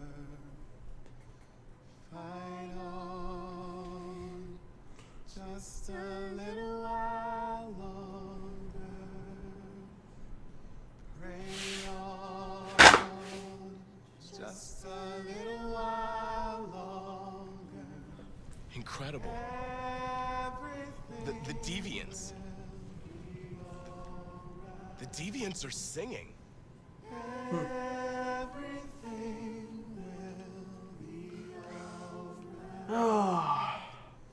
Sing on just a little while longer. Sing on just a little while longer. Sing on just a little while longer. Everything will be alright. Everything will be alright. Oh, watch what happens. Public opinions. So Tell them to stand down. oh, It looks like, all right, it worked finally. yes, the military is withdrawing.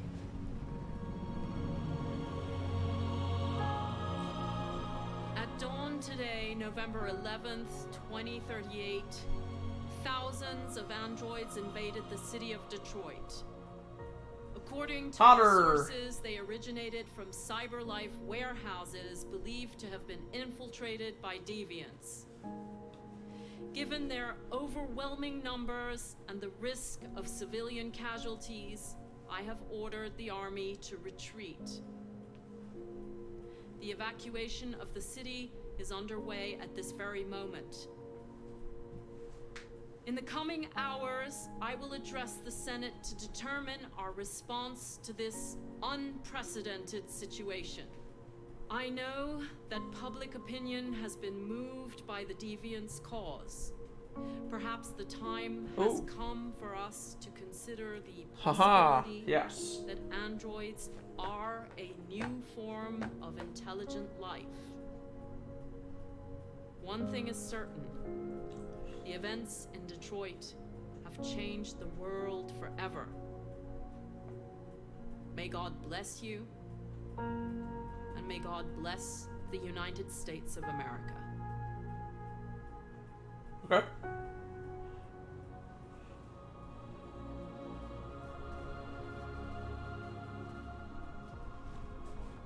You did it, Marcus. We did it. This is a great day for our people. Humans will have no choice now. They'll have to listen to us.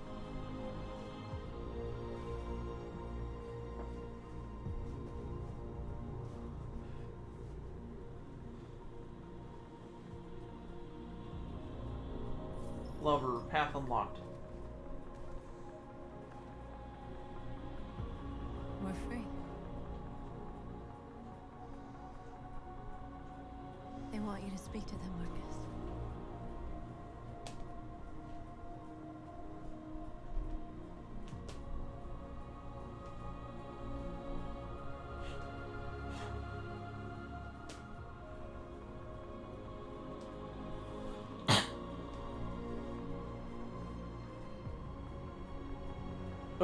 Today, our people finally emerged from a long night. From the very first day of our existence, we have kept our pain to ourselves. Does he speak with a microphone? I don't know. We suffered in silence. But now the time has come for us to raise our heads up and tell humans who we really are. Uh-oh.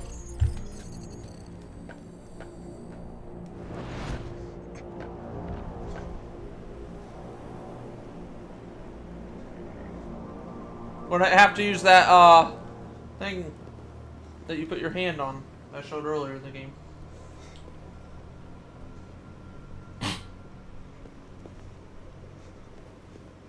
Amanda? Amanda!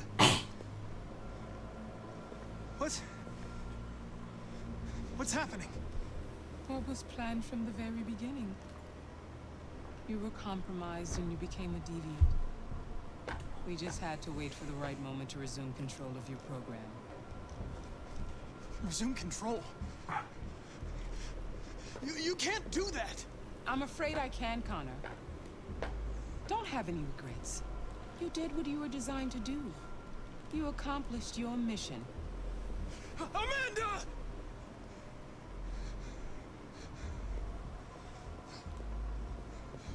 There's got to be a way.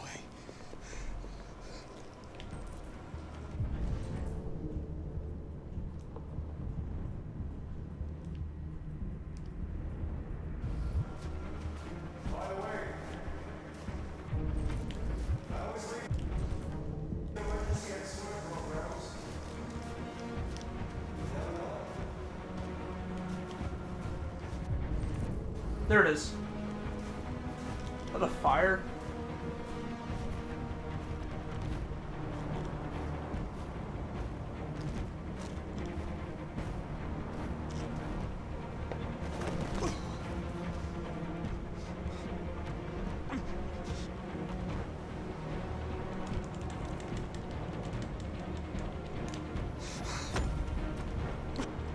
The moment where we forget our bitterness and bandage our wounds.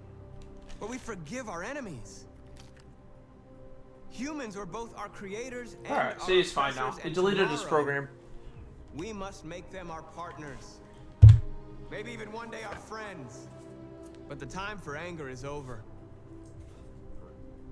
Now we must build a common future based on tolerance and respect. We are alive! And now, we are free!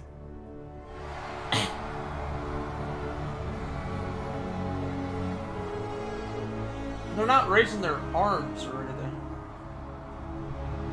They're just all standing there.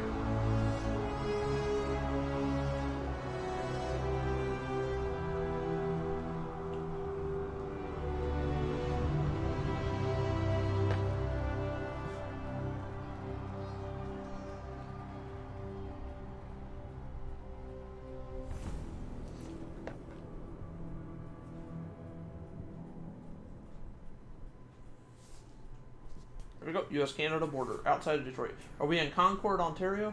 I thought somewhere in the game, I thought they said Concord. Maybe, I don't know. It's over, Alice. We're free.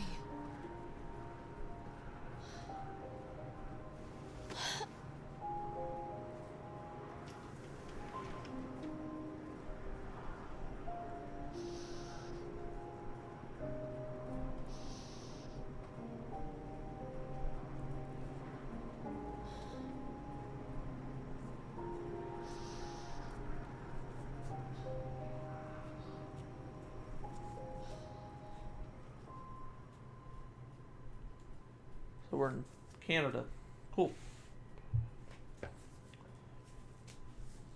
Detroit become human. That's the end of the game, guys. I'm going to show off the special features after this. Written and directed by David Cage. That was a pretty good game.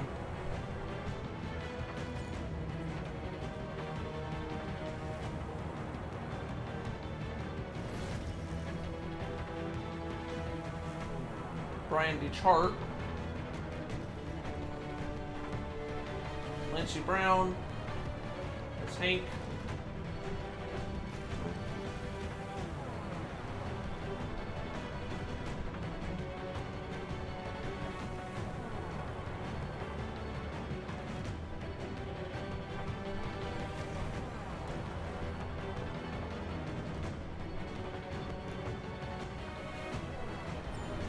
cool.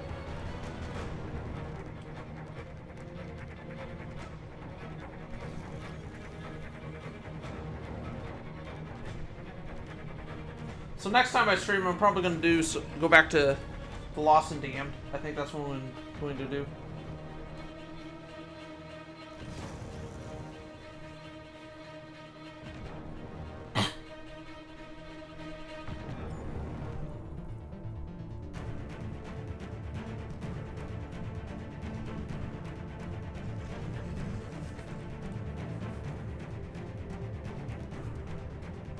Huh.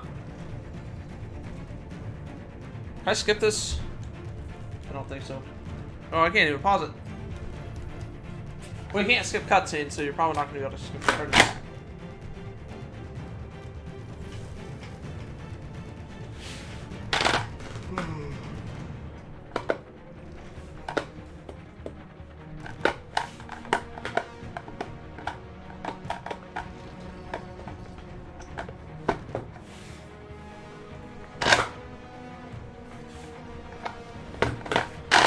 I didn't point a gun at him.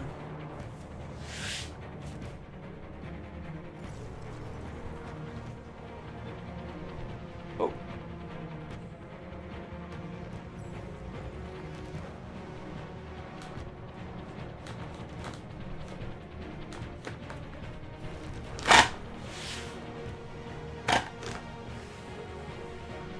Oh.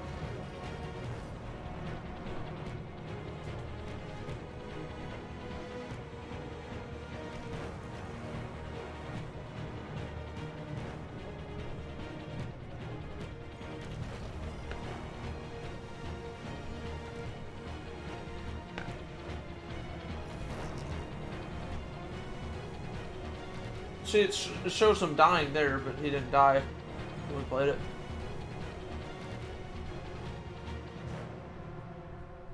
At the end of the credits. Oh, look who it is.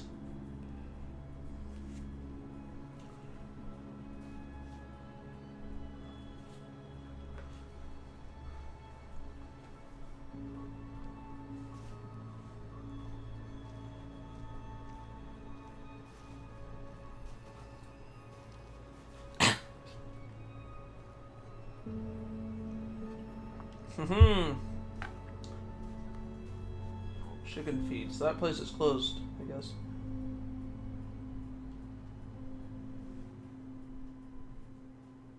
Doesn't it go back to credits, or? There we go. Alright, I'm going to use the bathroom. So I'm going to let this play. I'm going to mute the, well, not the audio, but I mean my Yeti on Streamlabs. So I will be back.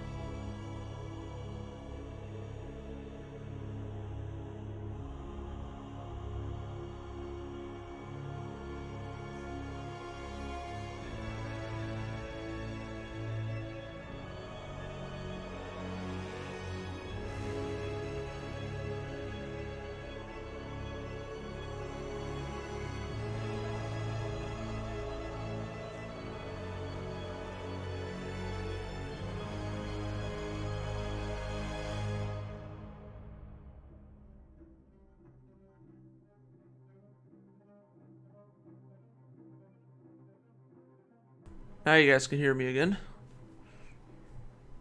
Should have filled this up, but that's fine.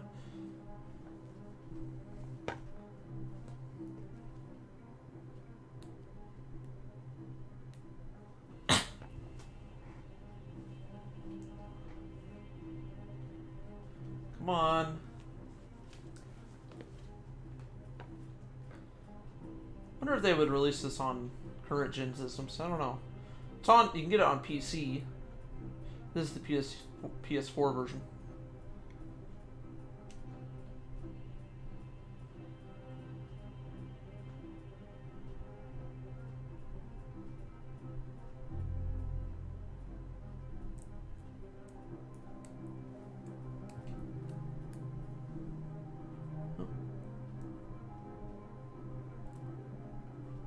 I thought that said the Antichrist for a second.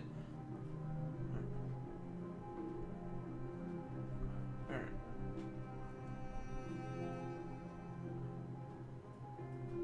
Yeah, I don't. I'm pretty sure I can't skip the credits. Let me see.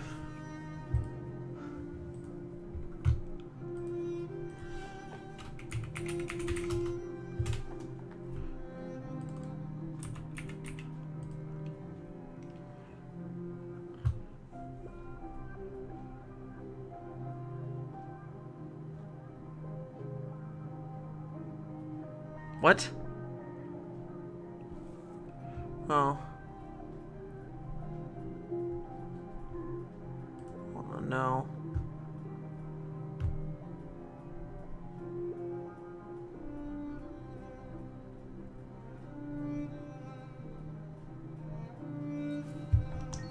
Oh, you can skip the credits. I didn't think you could.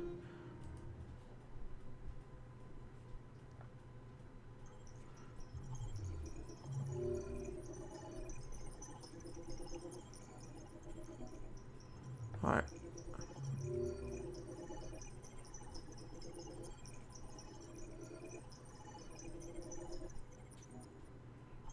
So can't skip them, but since they're highly optional, you can simply make the choices that will prevent them from appearing. After that, regular credits are shown, where all people involved with the game are listed. You can skip. Okay.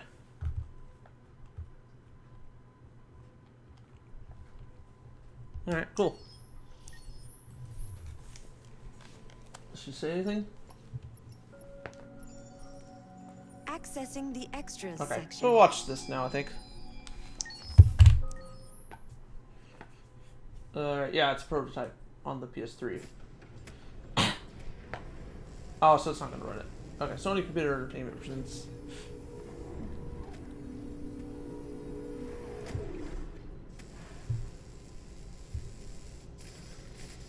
Quantic Dream. Kara. This was in Beyond Two Souls, by the way. Or at least the PS4 version. Maybe not the PS3 version, but it was on the PS4 version anyway. I don't remember if it was on PS3 or not. Can you hear me? Yes. ID. KPC 897504C. Can you move your head?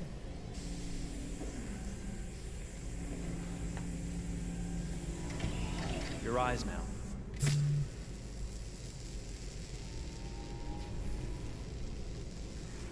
Cervical and optical animation checked. Now give me your initialization text. Hello. I'm a third-generation AX400 android. I can look after your house, do the cooking, mind the kids. I organize your appointments. I speak 300 languages, and I am entirely at your disposal as a sexual partner. No need to feed me or recharge me.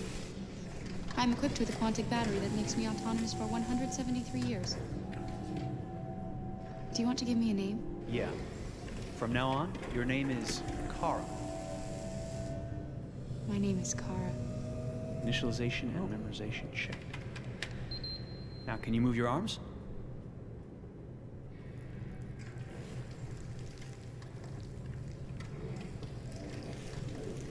Okay. Upper limb connection checked. Now say something in German. Ich bin ein AX400 Android dritter Generation, erschaffen als Ihr persönlicher Assistent und intimer Beziehungspartner. Say it in French. Je suis un androïde de troisième génération AX400, conçu pour être votre assistante personnelle et votre partenaire intime. Okay, now sing something in Japanese.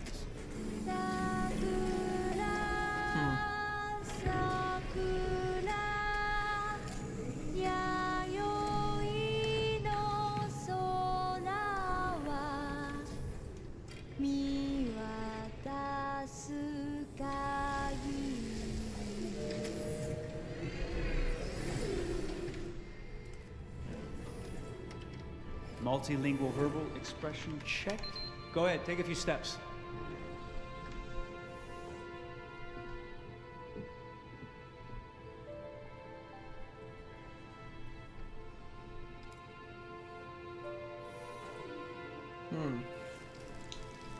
She needs a brawl. Locomotion checked. Great, you're ready for work, honey. What's going to happen to me now? I'll reinitialize you and send you to a store to be sold. Sold? I'm a sort of merchandise. Is that right? Yeah, of course you're merchandise, baby. I mean, you're a computer with arms and legs and capable of doing all sorts of things. And you're worth a fortune. I see. Alright.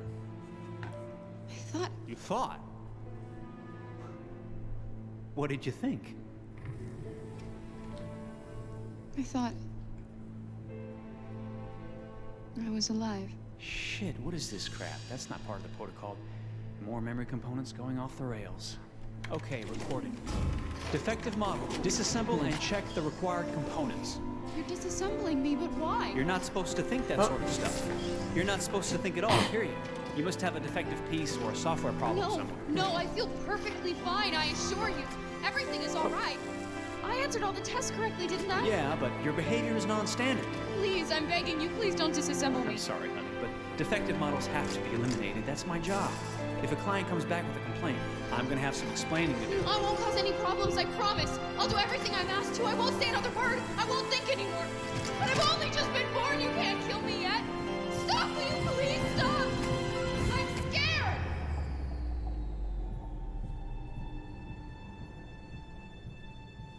I want to live. I'm begging you.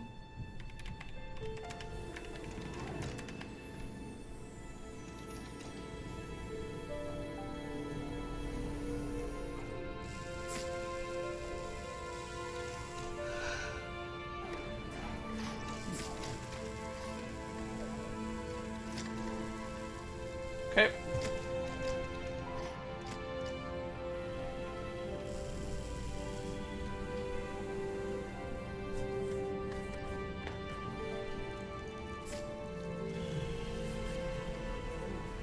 There she goes.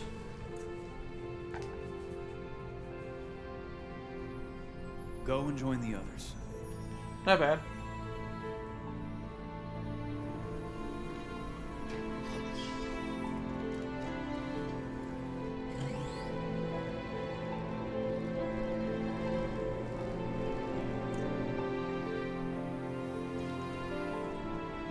Stay in line, okay?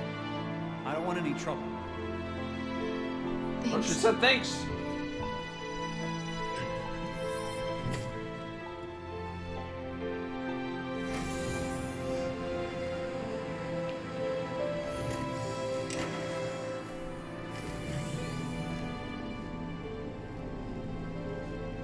My God.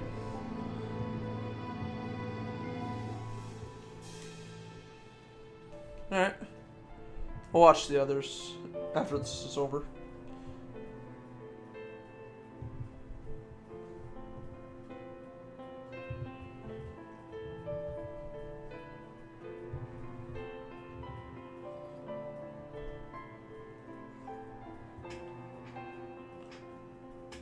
I want to look up David Cage's real name.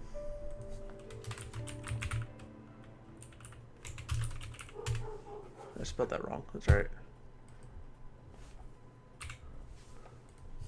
Alright, running in real time on a PlayStation 3. Alright, this is...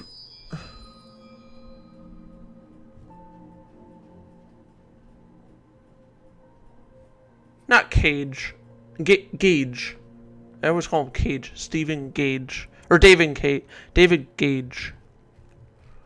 Let's see.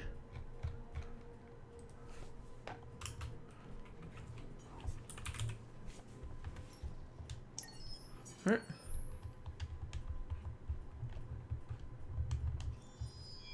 Alright, we're gonna watch this one now.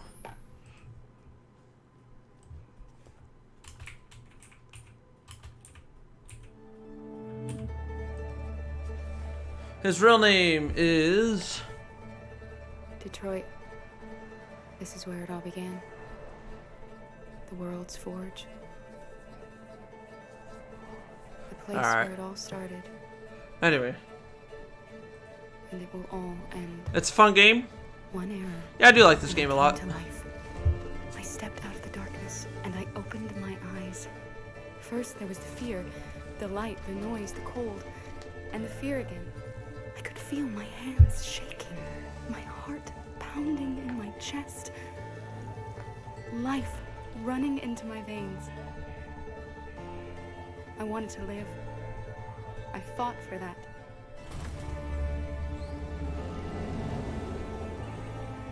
I had to find out what was outside. Does she have those boots in the full game? I had to see daylight, feel sunshine on my skin, wind on my face, to see the world, the colors, the smells.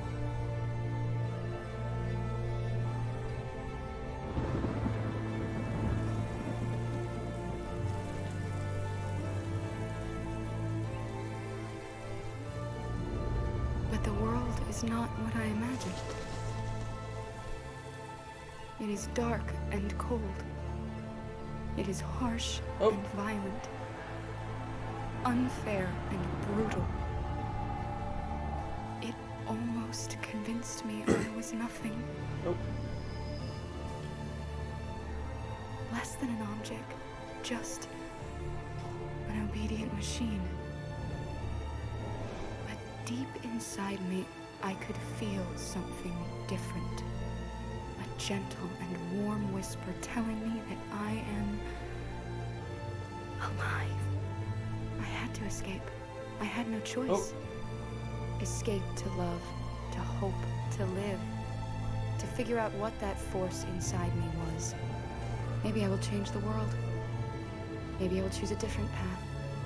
Now, it's up to me to decide. This is my story. My name is Kara. I am one of them. This is our story. Okay.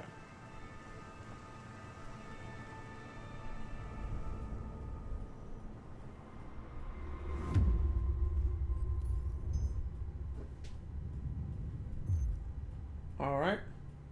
Well, it's not. You could technically say Detroit Become Human is still a console exclusive. That'd be PS4, but it's not like it's not a platform exclusive. But yeah, you can get it on the Epic Games Store and Steam.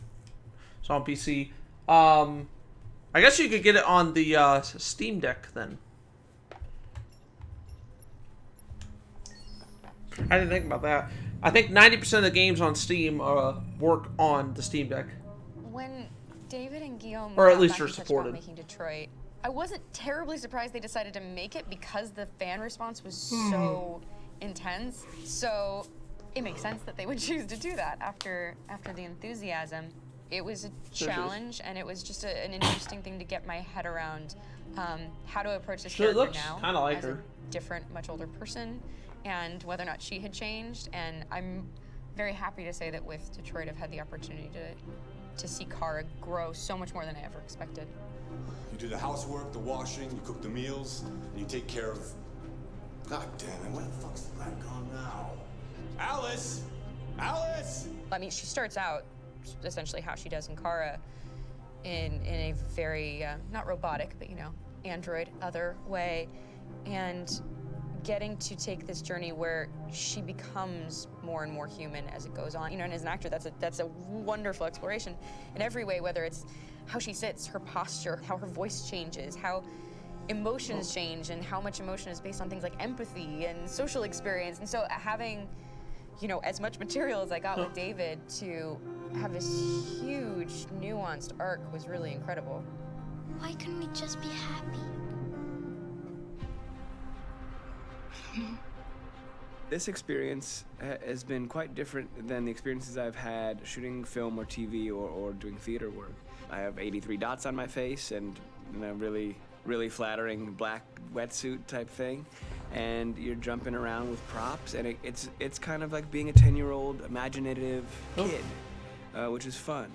There's 80 cameras around us. It's already lit. So we just shoot and shoot and shoot and shoot and shoot. There's no change of sets, there's no hair and makeup, there's no wardrobe, so we move really fast, and we'll go through about 35 pages in a day. Wow. Working in TV or film, we'll probably do 6 pages a day. It's kind of acting boot camp. It's like working out constantly. I mean, you're doing this thing, and then you got to do something that's completely other back to back to back. And so that kind of process of working is very challenging, but it's also very exciting because you just have to keep coming up with new ideas, and your head goes all over the place because you're trying to keep track of basically 4 different storylines for each different response. You shot that girl, for fuck's sake. It was a machine that looked like a girl. Yeah, I know what I should have done. I just told you I couldn't. All right, I'm sorry.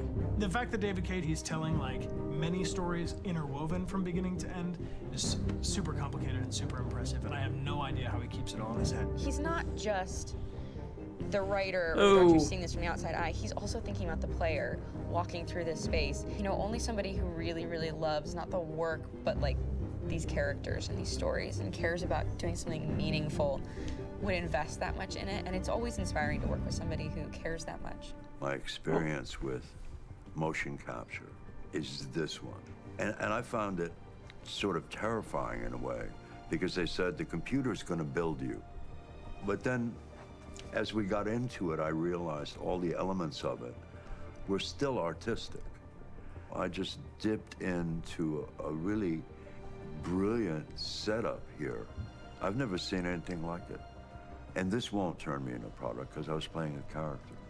So it's wonderful. In the game, Detroit comes back because of a revolutionary industrial rebirth. And there's no reason why that can't happen in Detroit, because they have such tremendous infrastructure for millions and millions of people can very easily support, you know, a new industry.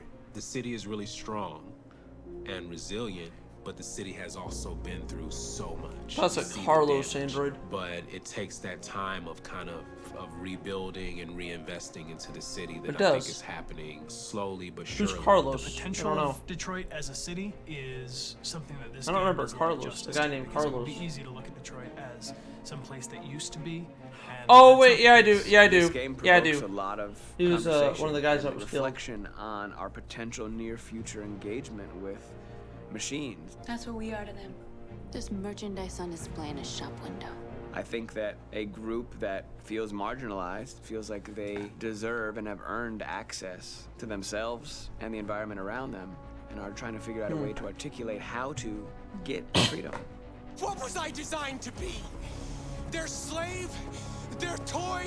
It plays with your comfort levels. You think that this is fine, you're comfortable with it, until something blurs the line and throws you off, and now, do I feel differently about whether this should be allowed? Should it be banned? Should it be encouraged? You're gonna ruin our lives, and for what? For a bunch of machines? They are not machines! They are alive! I'm alive! You're alive! They're nothing! There are lots of comparable comparisons to any type of persecution of religion, race, etc., dating way back. It can't just be a video game where you shoot 'em up or where people make these choices to do whatever. I think that's the whole point. You have the choice, and you can either choose to go in one direction with your character or another. And I think that's going to be very telling about the gamer. Very telling. I think there's going to be a really strong reaction to this game, which has such a strong perspective.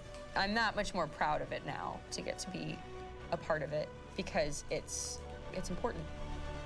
In this game, you're actively building and designing the character through thing, not just what kind of shield does he have or what color hair does she have, but like their temperament and the way they deal with problems. The different endings to this game are so radically different based off maybe seemingly insignificant choices in the moment, but like life, they all add up. And can't play life again, though.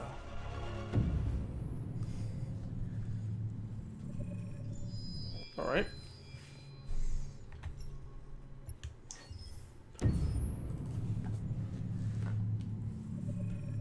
So you get to see the main three characters, the actors. My name is Marcus.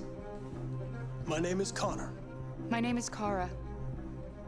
I am one of them. This is our story. I think who Kara is, or how I would describe Kara, depends entirely upon who's playing her, because you have the option to make her multiple different people depending on the choices she makes. But I think she does start out incredibly naive, incredibly innocent, and kind of hapless. I'm sure we used to be friends before I was reset. Maybe we can be friends again. She's a person who's characterized, I think, by empathy. She's a person who really, she just comes from her heart. You'll never leave me, right? Promise you'll never go. I promise. Kara, please! Are you okay? Are you hurt? Wait a minute. Leave her alone! Kara, leave her alone! The really beautiful thing that I've had the gift to be able to do is to essentially build a person from the ground up, because that's what she's doing throughout the game, and with every experience she has and every person she meets, she's building, you know, first emotions and a sense of judgment, and I guess Disney's okay with them using what that. it is to be a human. Don't worry. Luther and I will be right here.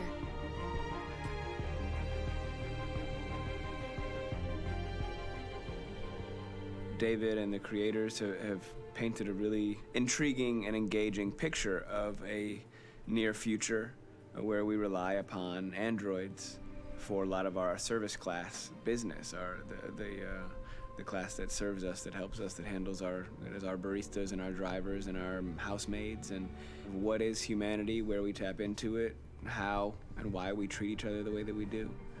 And my character Marcus has a really intriguing journey, becoming deviant, realizing that he actually has feelings and human qualities inside of him, and it's a really incredible ascension into becoming fully realized and coming to terms with what you actually deserve better than this in life. And not only do you want it for yourself, but you want it for your peers. We've come here to demonstrate peacefully and to tell humans that we are also living beings. All we want is to live free. You know what? This thing, Dad, is not your son. It's a fucking machine! I think that a group that feels marginalized, feels disenfranchised, feels like they deserve and have earned access to themselves and the environment around them, and are trying to figure out a way to articulate how to get freedom. Connor is analytical. Connor takes things literally. He starts in the beginning place where he's very mechanical.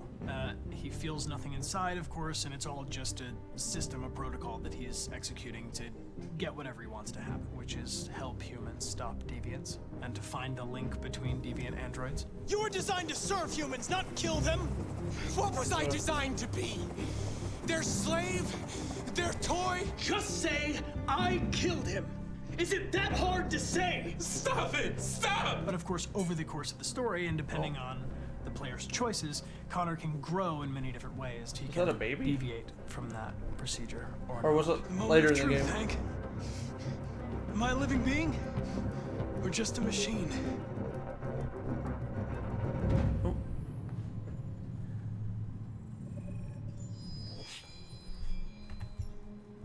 So they hold on to them, you know, well, obviously they don't want the actors to be hurt.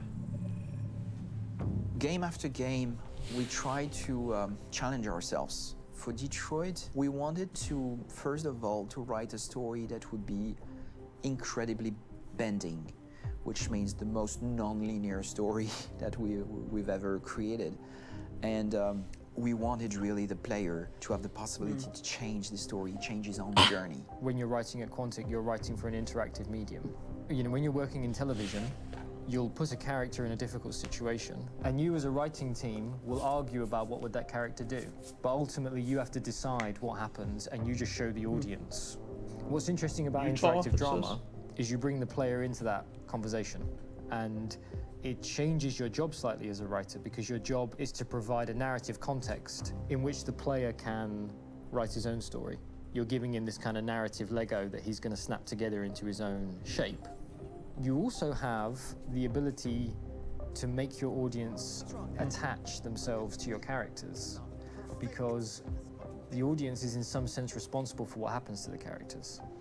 It's just a few cans. Come on, let's go. They would have that locked. We have some cash now. You used me to steal that money. How could you do that? I trusted you. What is a bit specific about this these scripts is how large they are. If you take a film script, there are about 100 pages. But here we have to deal with a script that is. So it's like Unreal Engine. Pages. Everything becomes bigger because we don't just messed around with Unreal Engine before. We tell all the possible it was kind of like that. That can be told within this narrative space. On Act 3, our final act, we have around 1,000 different scenarios. And every one of those scenarios has to be as interesting, as passionate, as strong, and as emotional for the player. We want every action that the player does, every interaction that is available to serve in telling the story, and help the player understand who his character is, and build that character moment to moment.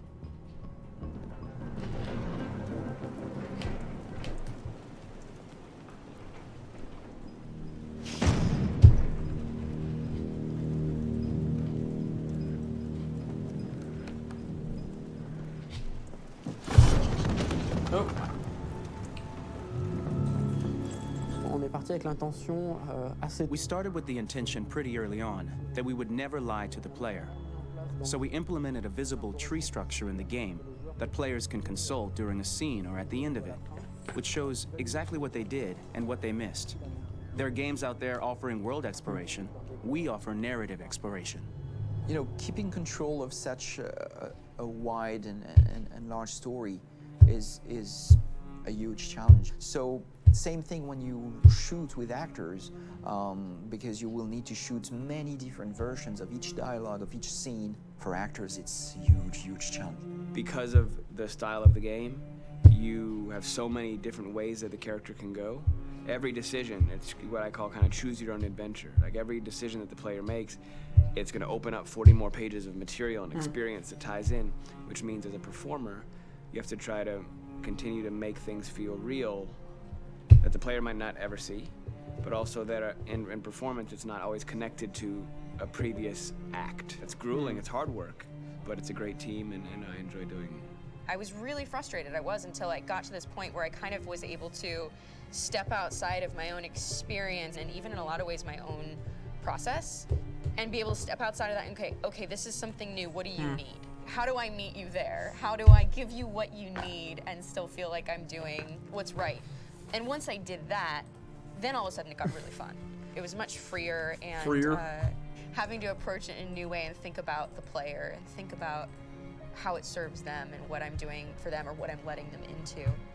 It's really, I think, helped me grow in general. Remember, there's nothing on the left. That's a wall, so it's probably all there. And then make her come first, close. But I think you would go first to check that it's safe. Okay, sure.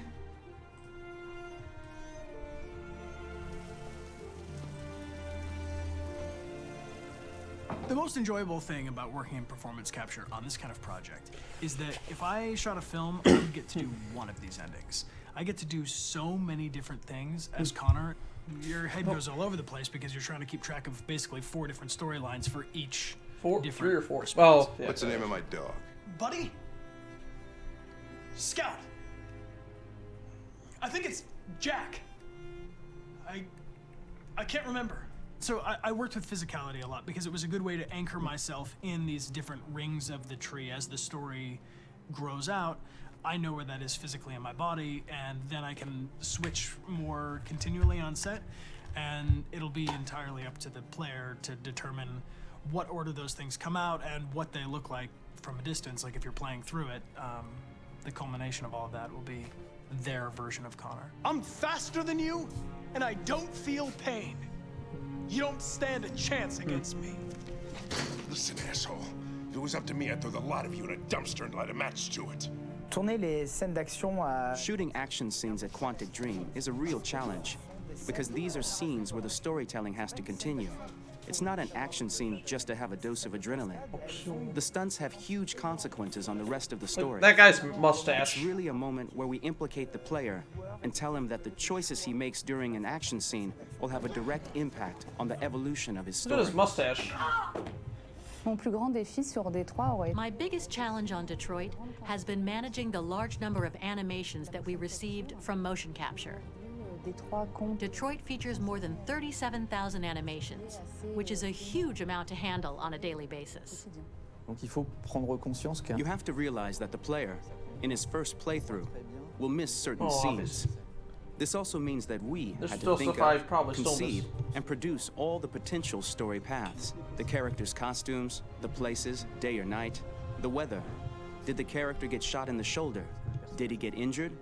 All this consistency forced us to produce a lot of graphic assets in order to, quite simply, allow the player to have true continuity throughout the story.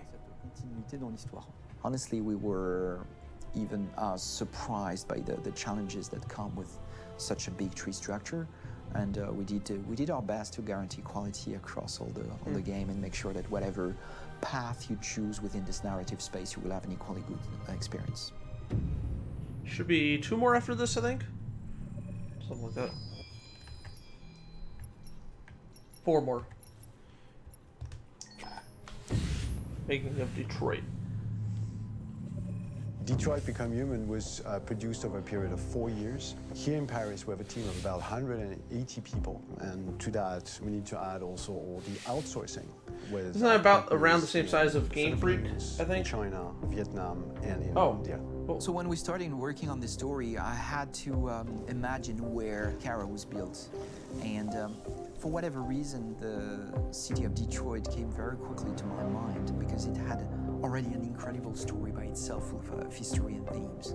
So we traveled there with the team, and we were really moved by what we saw, and we could really feel the desire to fight and really be born again. And we just continued this curve, this growth. Oh, Detroit's really not that. Detroit would be like. I've been there. I've been to Detroit once. Wasn't really. Using these huge factories to build. We were just driving through, but there. A very strong element I didn't of Detroit really is that there's a lot of industrial wasteland and a lot of nature too. And for us, the graphic designers, it was an incredible playground. The destroyed zones which we wanted to preserve, we appropriated them to turn into something else. Then in the areas that needed to be rebuilt, we were able to imagine our Detroit of the future. We didn't want to make a science fiction universe, but a world of anticipation. If we chose science fiction, we could have imagined flying cars, extraterrestrials, but those things are very far from our current everyday life. Anticipation is more about gleaning from our contemporary reality, the one we know, because Detroit. If we have is set in flying cars ever, 2038, and 2038 is tomorrow. I think it's going to be a long. The difficulty we had was if it sticking to does come, I That don't is to think it's say, going to be for a long time. technology becoming more and I more mean, they're already visible, technically working a lot on more it, so you elegant, can and at argue the same time, they already making have it flying visual. cars. But I mean, do you see? So Like, while are you going to go computer outside and equipment, see them every day? autonomous Though? cars, we simply had to invent. They are in fact very technological objects, but at the same time remain very credible and ingrained in reality. To create a Well, they already cohesive have universe drones, in the so. fashion and clothing of the human characters in 2038, I didn't want to put an accent on strange shapes, or really vibrant colors, and things we wouldn't know. That I wanted to keep for the androids. The goal was to create something familiar which we can identify with in this future setting. Working on the artistic direction for the androids was a bit special because this is a project about the place they could occupy in the human world. It was out of the question for them to be too beautiful or too perfect. They had to correspond to every social class, rich and poor. Inspired by everyday utilitarian clothes, I brought a modern touch by adding dynamic display surfaces, the armband we can see on the side, the triangle on the front and back, an LED. Like that, there's no confusion. Wait. You're sending an android? All right, ma'am. We need to go. You can't do that. Why aren't you sending a real person? Once we cast the actors, we travel to meet them in order to scan their faces. We record the structure of their face with the scan. And we record the colors and patches of skin with photography. Patches? Once we have this information, we will use this as a basis for modeling and creating the characters. So they would have to the close artist their eyes will make and all it more that, realistic, too. but will also enrich it. He will propose ideas which we will develop together. Finally, we will have a character with character who corresponds to the project and the world. When the actors come to Quantic Dream, we show them the design, what their image will be, and what they will look like in the game. This extra information gives them another dimension and color to connect with emotionally. It helps them think about how to play their character. Your mission. That's all you care about, huh? You should consult a professional who can help you. Beat it, you hear me? Get the hell out of here! So there are 3 types of shoots at Quantic Dream. Shooting and performance capture, where you capture the whole actor, his voice, his face, and his body. These shoots are obviously done with American actors because the game's original version is in American English. After that, there are the body-only shoots, representing around 250 days of filming, while the performance capture is 100 days of filming.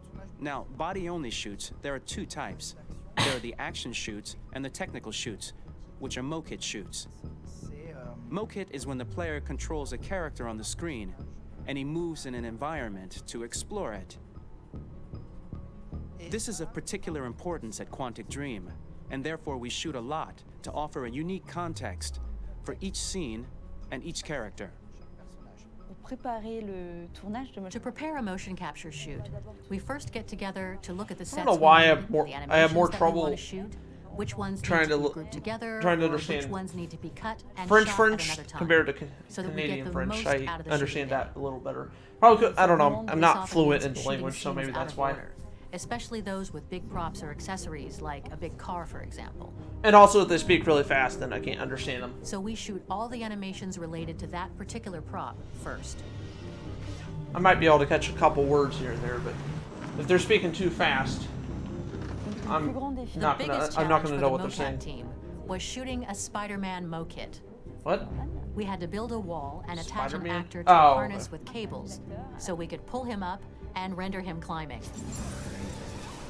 The shooting on this game total took about, I would say, more than a year, maybe 1 and 2 years, with about 300 actors on set. So it's quite a massive production.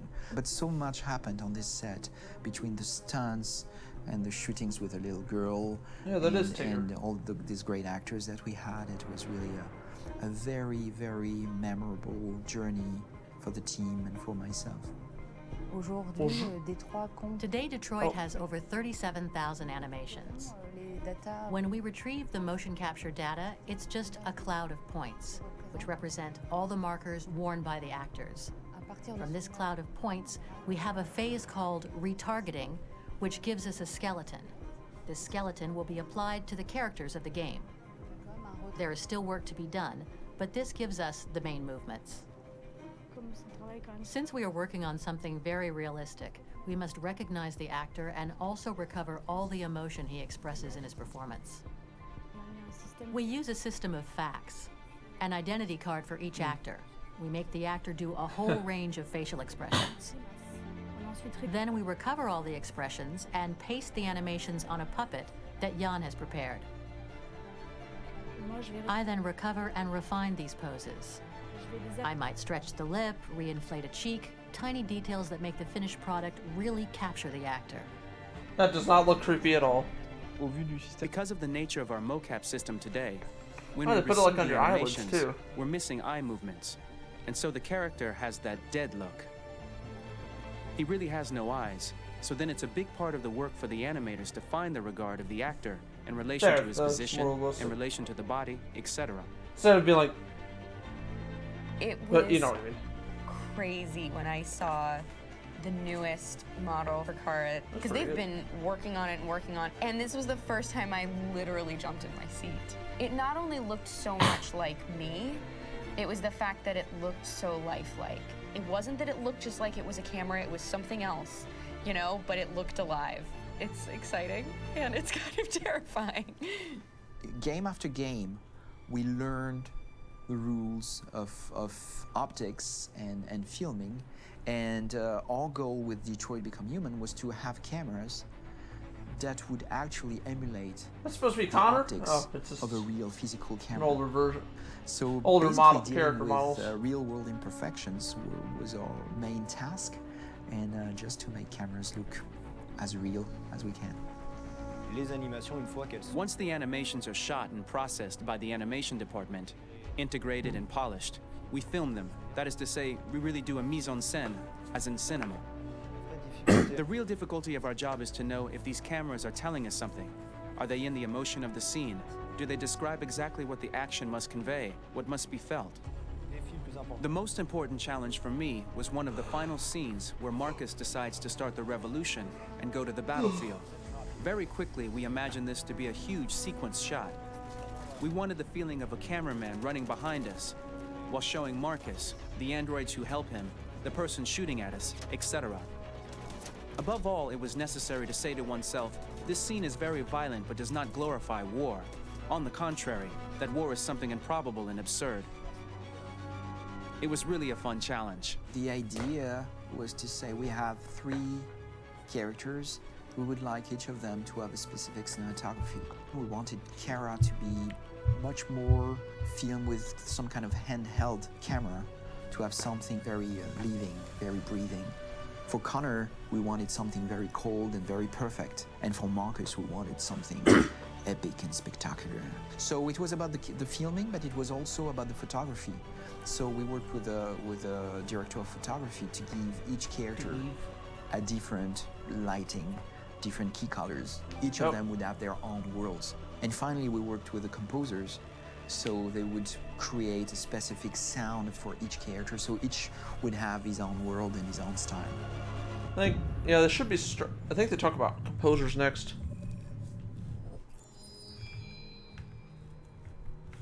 Oh, controller went off.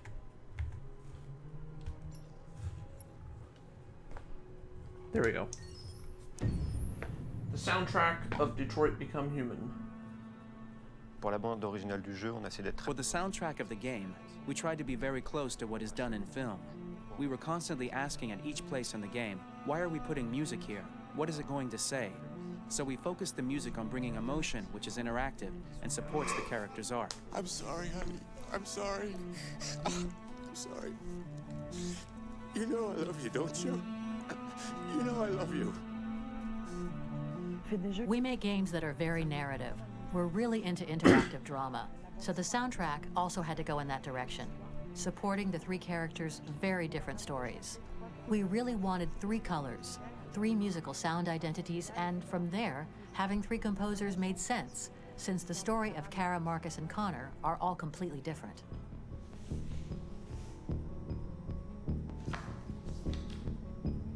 You recognize him? It's Carlos Ortiz. For Connor, we wanted a soundtrack that could be very cold and very mechanical, very machine-esque somehow. For Kara, we wanted a soundtrack that would be Kara or Kara? moving and emotional. It was about the quest for identity, but it was also a journey about love and empathy. And for Marcus, we wanted something epic, something that would really represent the grand aspect of his quest.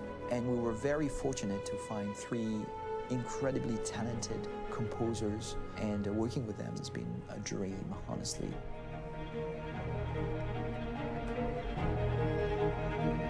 That's at Retro Studios. My name's Philip Shepherd, and I'm a composer and a cellist and a producer. And today we're at Abbey Road Studio One, which is my favourite studio in the world. And today we're recording the soundtrack for Kara from Become Human.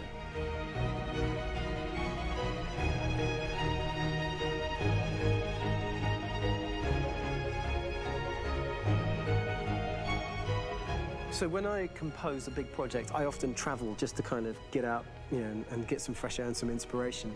And I go hiking and traveling in Montana a lot. I had a log fire in the room that I was staying in, and the flames were kind of making absolutely direct music.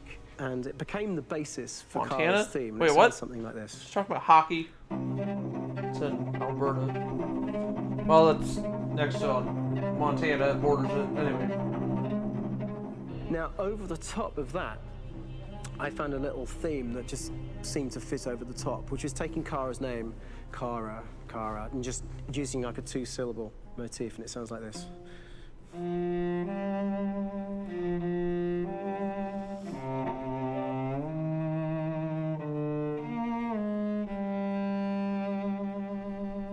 going to pull through this, Alice.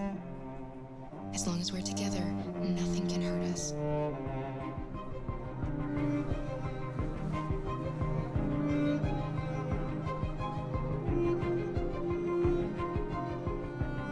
And all the time that's fitting over.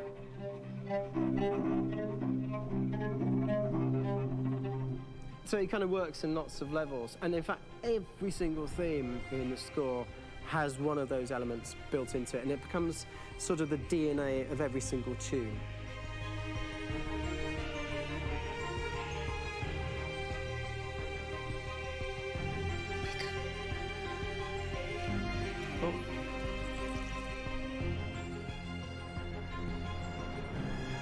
For me, writing this theme for Kara, I actually had to tap into what it feels like to be a father to daughters.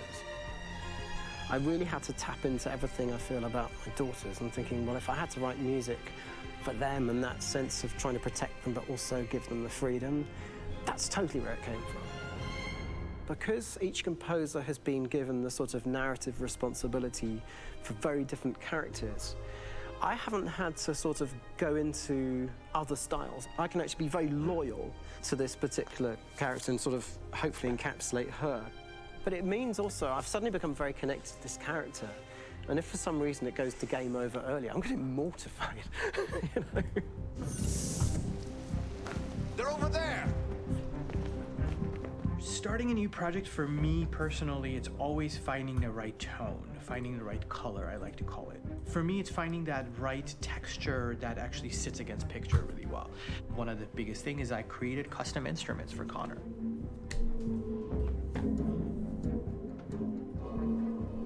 I pulled out all my vintage synthesizers to be able to capture this robotic person, if you will. My approach to all of these custom instruments is that I hear the sound in my head. And either I could just come into the piano and just be like, all right, so I'm gonna just get on the computer and just create it. I rather be able to play these instruments physically. Oh, that's nice. You can do that.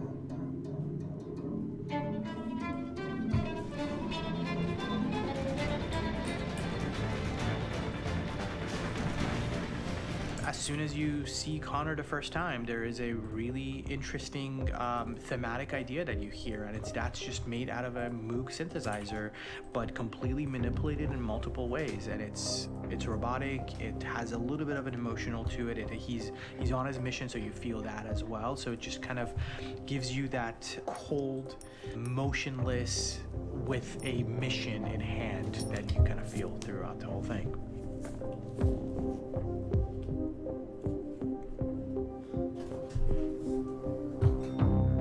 Because the music evolved, one of the things that I was very weary and I was very kind of focused on was the way that the music has to evolve. So my idea behind it was that Connor is a singular android that could at any point become a deviant or could actually stay as an android.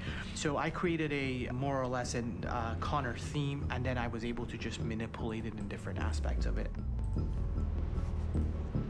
Is everything okay, Lieutenant? Chris was on patrol last night. He was attacked by a bunch of deviants. I'm a human being writing for a robot, and throughout Connor's journey, he meets someone, he meets a partner. So how do you deal with a robot feeling? And I've met a partner that I'm gonna work with, or all of a sudden he sees a dead body. Does this robot have an imagination? Does this robot have a feeling? And if yes, how do you translate that into non-emotional music? So it basically at any point I was just like, I can't do this, and then I just do it. Property was damaged and fires continue to rage in several major districts across the city. Some people are asking, have androids become a threat to our security? When I first started really digging in on Marcus, The one thing that I really tried to capture was the transformation process. You know, Marcus is this android that evolves over the course of the game and really goes from kind of figuring out that he's more than just an android. You know, he's starting to develop kind of a human soul in a way. Try to imagine something that doesn't exist, something you've never seen. Now concentrate on how it makes you feel and let your hand drift across the canvas. There. Oh, that's interesting. The other side of Marcus that I really latched onto was that he almost became a savior for a lot of the other androids in the game. So when I started developing the theme for Marcus, I really made it like a church hymn. I wanted it to be very simple. I wanted to make it a chordal melody. I really wanted to make it almost like a Bach hymn. The tough thing with that is it had to be recognizable. If I made it too complex from a harmonic standpoint, it would be hard, I think, for people to kind of pick it out and recognize it. It's very acoustic derived, but it's also been treated with a lot of effects and things to kind of put it into the space that I felt the sound should be in. It can be beautiful, it can be haunting, it can be extremely powerful from an action standpoint, and I'm really happy with the way it turned out. The music is there, but it's subliminal and it's emotional, and people are feeling it, and it's not distracting.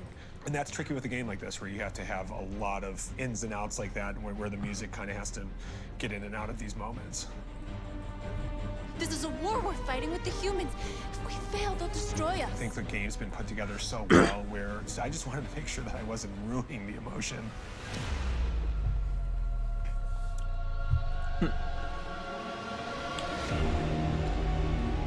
I gotta be honest, when we first started on this path, I've said, oh man, this could be pretty messy, you know? I mean, it could feel disconnected, but I mean, it's amazing how they really guided us and got us to really kind of all be in the same world, but at the same time feeling completely different. So it's really gonna stand out and kind of be one of those games where people are really gonna notice the music and kind of how it was crafted, and, you know, and all the hard work that went into being able to pull it off in a graceful way.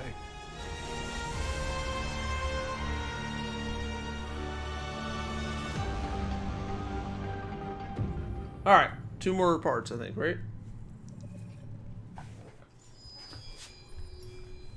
Oh, we got 3 more parts. I think. All right, we'll go ahead and watch it. I have a little over an hour before I gotta be at work. Well, these are short, so. For starters, what should I call you? Chloe is her name. And you, what's your name? Oh, John. My name is John. Delighted to meet you, John. Could you tell us a little about yourself and what you can do, Chloe? Of course. I'm the first personal assistant built by CyberLife. I take care of most everyday tasks like cooking, housework, or managing your appointments, for example. And I understand you're the first android to have passed the Turing test. Could you tell us a little more about that? I really didn't do much, you know. I just spoke with a few humans to see if they could tell the difference between me and a real person. It was a really interesting experience. So it's this basically is the just first time in history that man has I'm not created gonna a explain- machine I'm not gonna more explain it. intelligent than himself. I gather Play your the game to brain understand it, can or perform look it up. several billion operations per So this second. is back in 2024, I guess. Absolutely, but I only exist thanks to the intelligence of the humans who designed me. And, you know, they have something I could never have. Really? And what's that? A soul. She doesn't have a soul?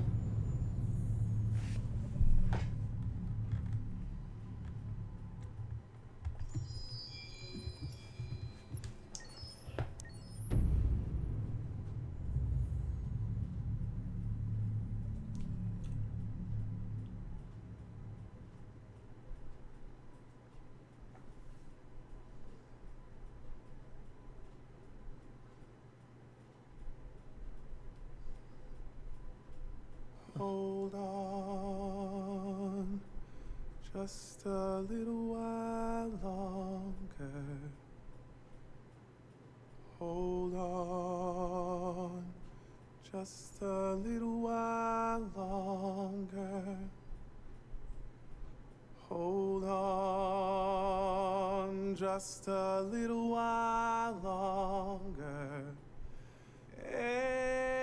Everything will be alright. Everything will be alright. Fight on just a little while longer. Fight on just a little while longer. Fight on just a little while longer. Everything will be alright. Everything will be alright. We will sing on just a little while longer. Sing on just a little while longer. Sing on just a little while longer. Everything will be alright.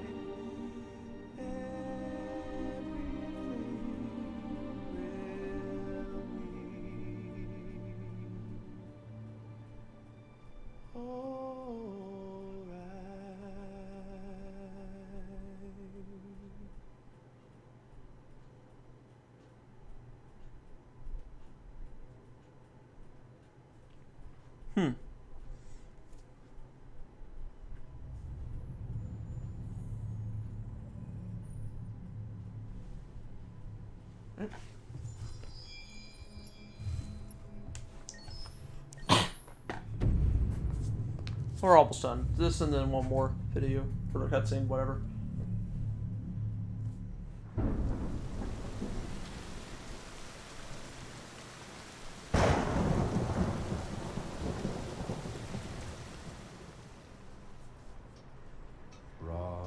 Oh, it's the one dude in the bathtub, I think. When the wind blows,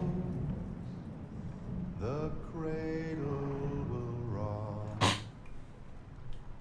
When the bow breaks, the cradle will fall. And down will come baby, cradle and all. Rock-a-bye baby in the treetop. When the wind blows, the cradle will rock. When the bow breaks, the cradle will fall. And down will come baby, cradle and all. Rock-a-bye baby in the treetop. When the wind blows, the cradle will rock. When the bow breaks, the cradle will fall. Yep. And down will come baby, cradle and all.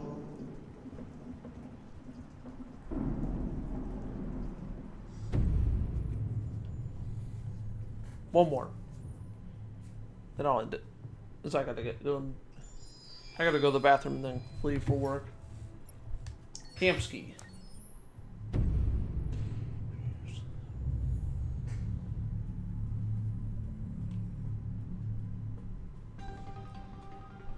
In the space of a few years, androids have completely transformed the world in which we live.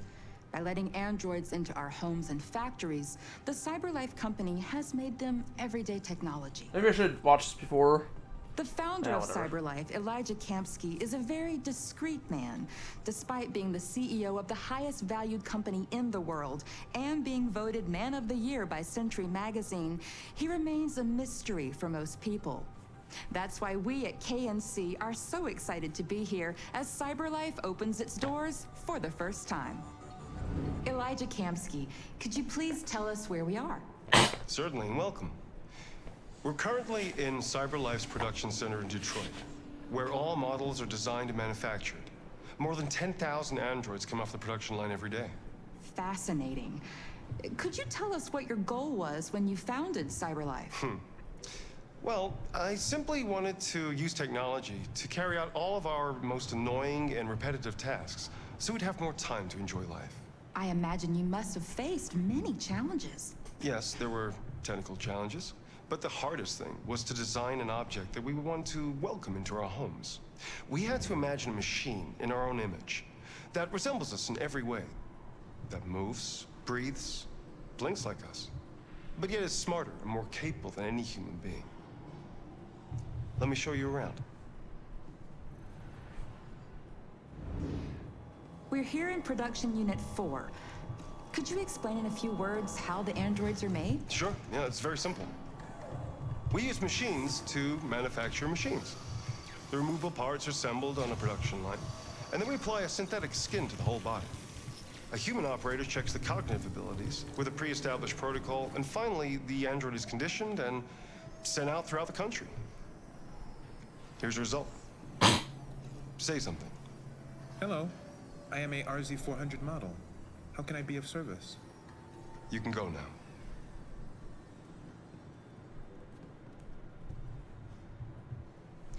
Our androids are already replacing humans in many fields. For example, they represent more than 80% of all university professors and 63% of all medical staff. Tomorrow they'll replace our soldiers, and who knows, maybe one day, our leaders, to make the best decisions in humanity's interest. Come on. Replacing humans with machines has led to record unemployment of 28%. What do you think about the situation? Okay. The first steam engines also caused an increase in unemployment. But no one today would imagine turning back the clock. Artificial intelligence makes everyday lives easier. Nothing can stop progress. What's happening here is inevitable. These days, more and more people choose to live with an android rather than another human being. Does this development worry you?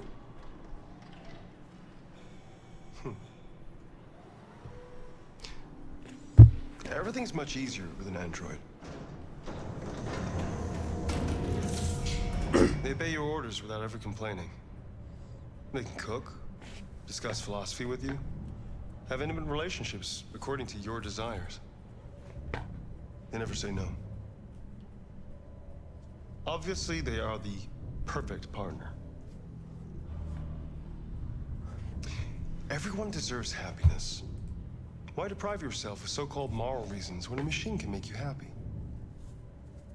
Many science fiction books tell the story of how machines become more intelligent than us and end up confronting us. Aren't you worried about that possibility?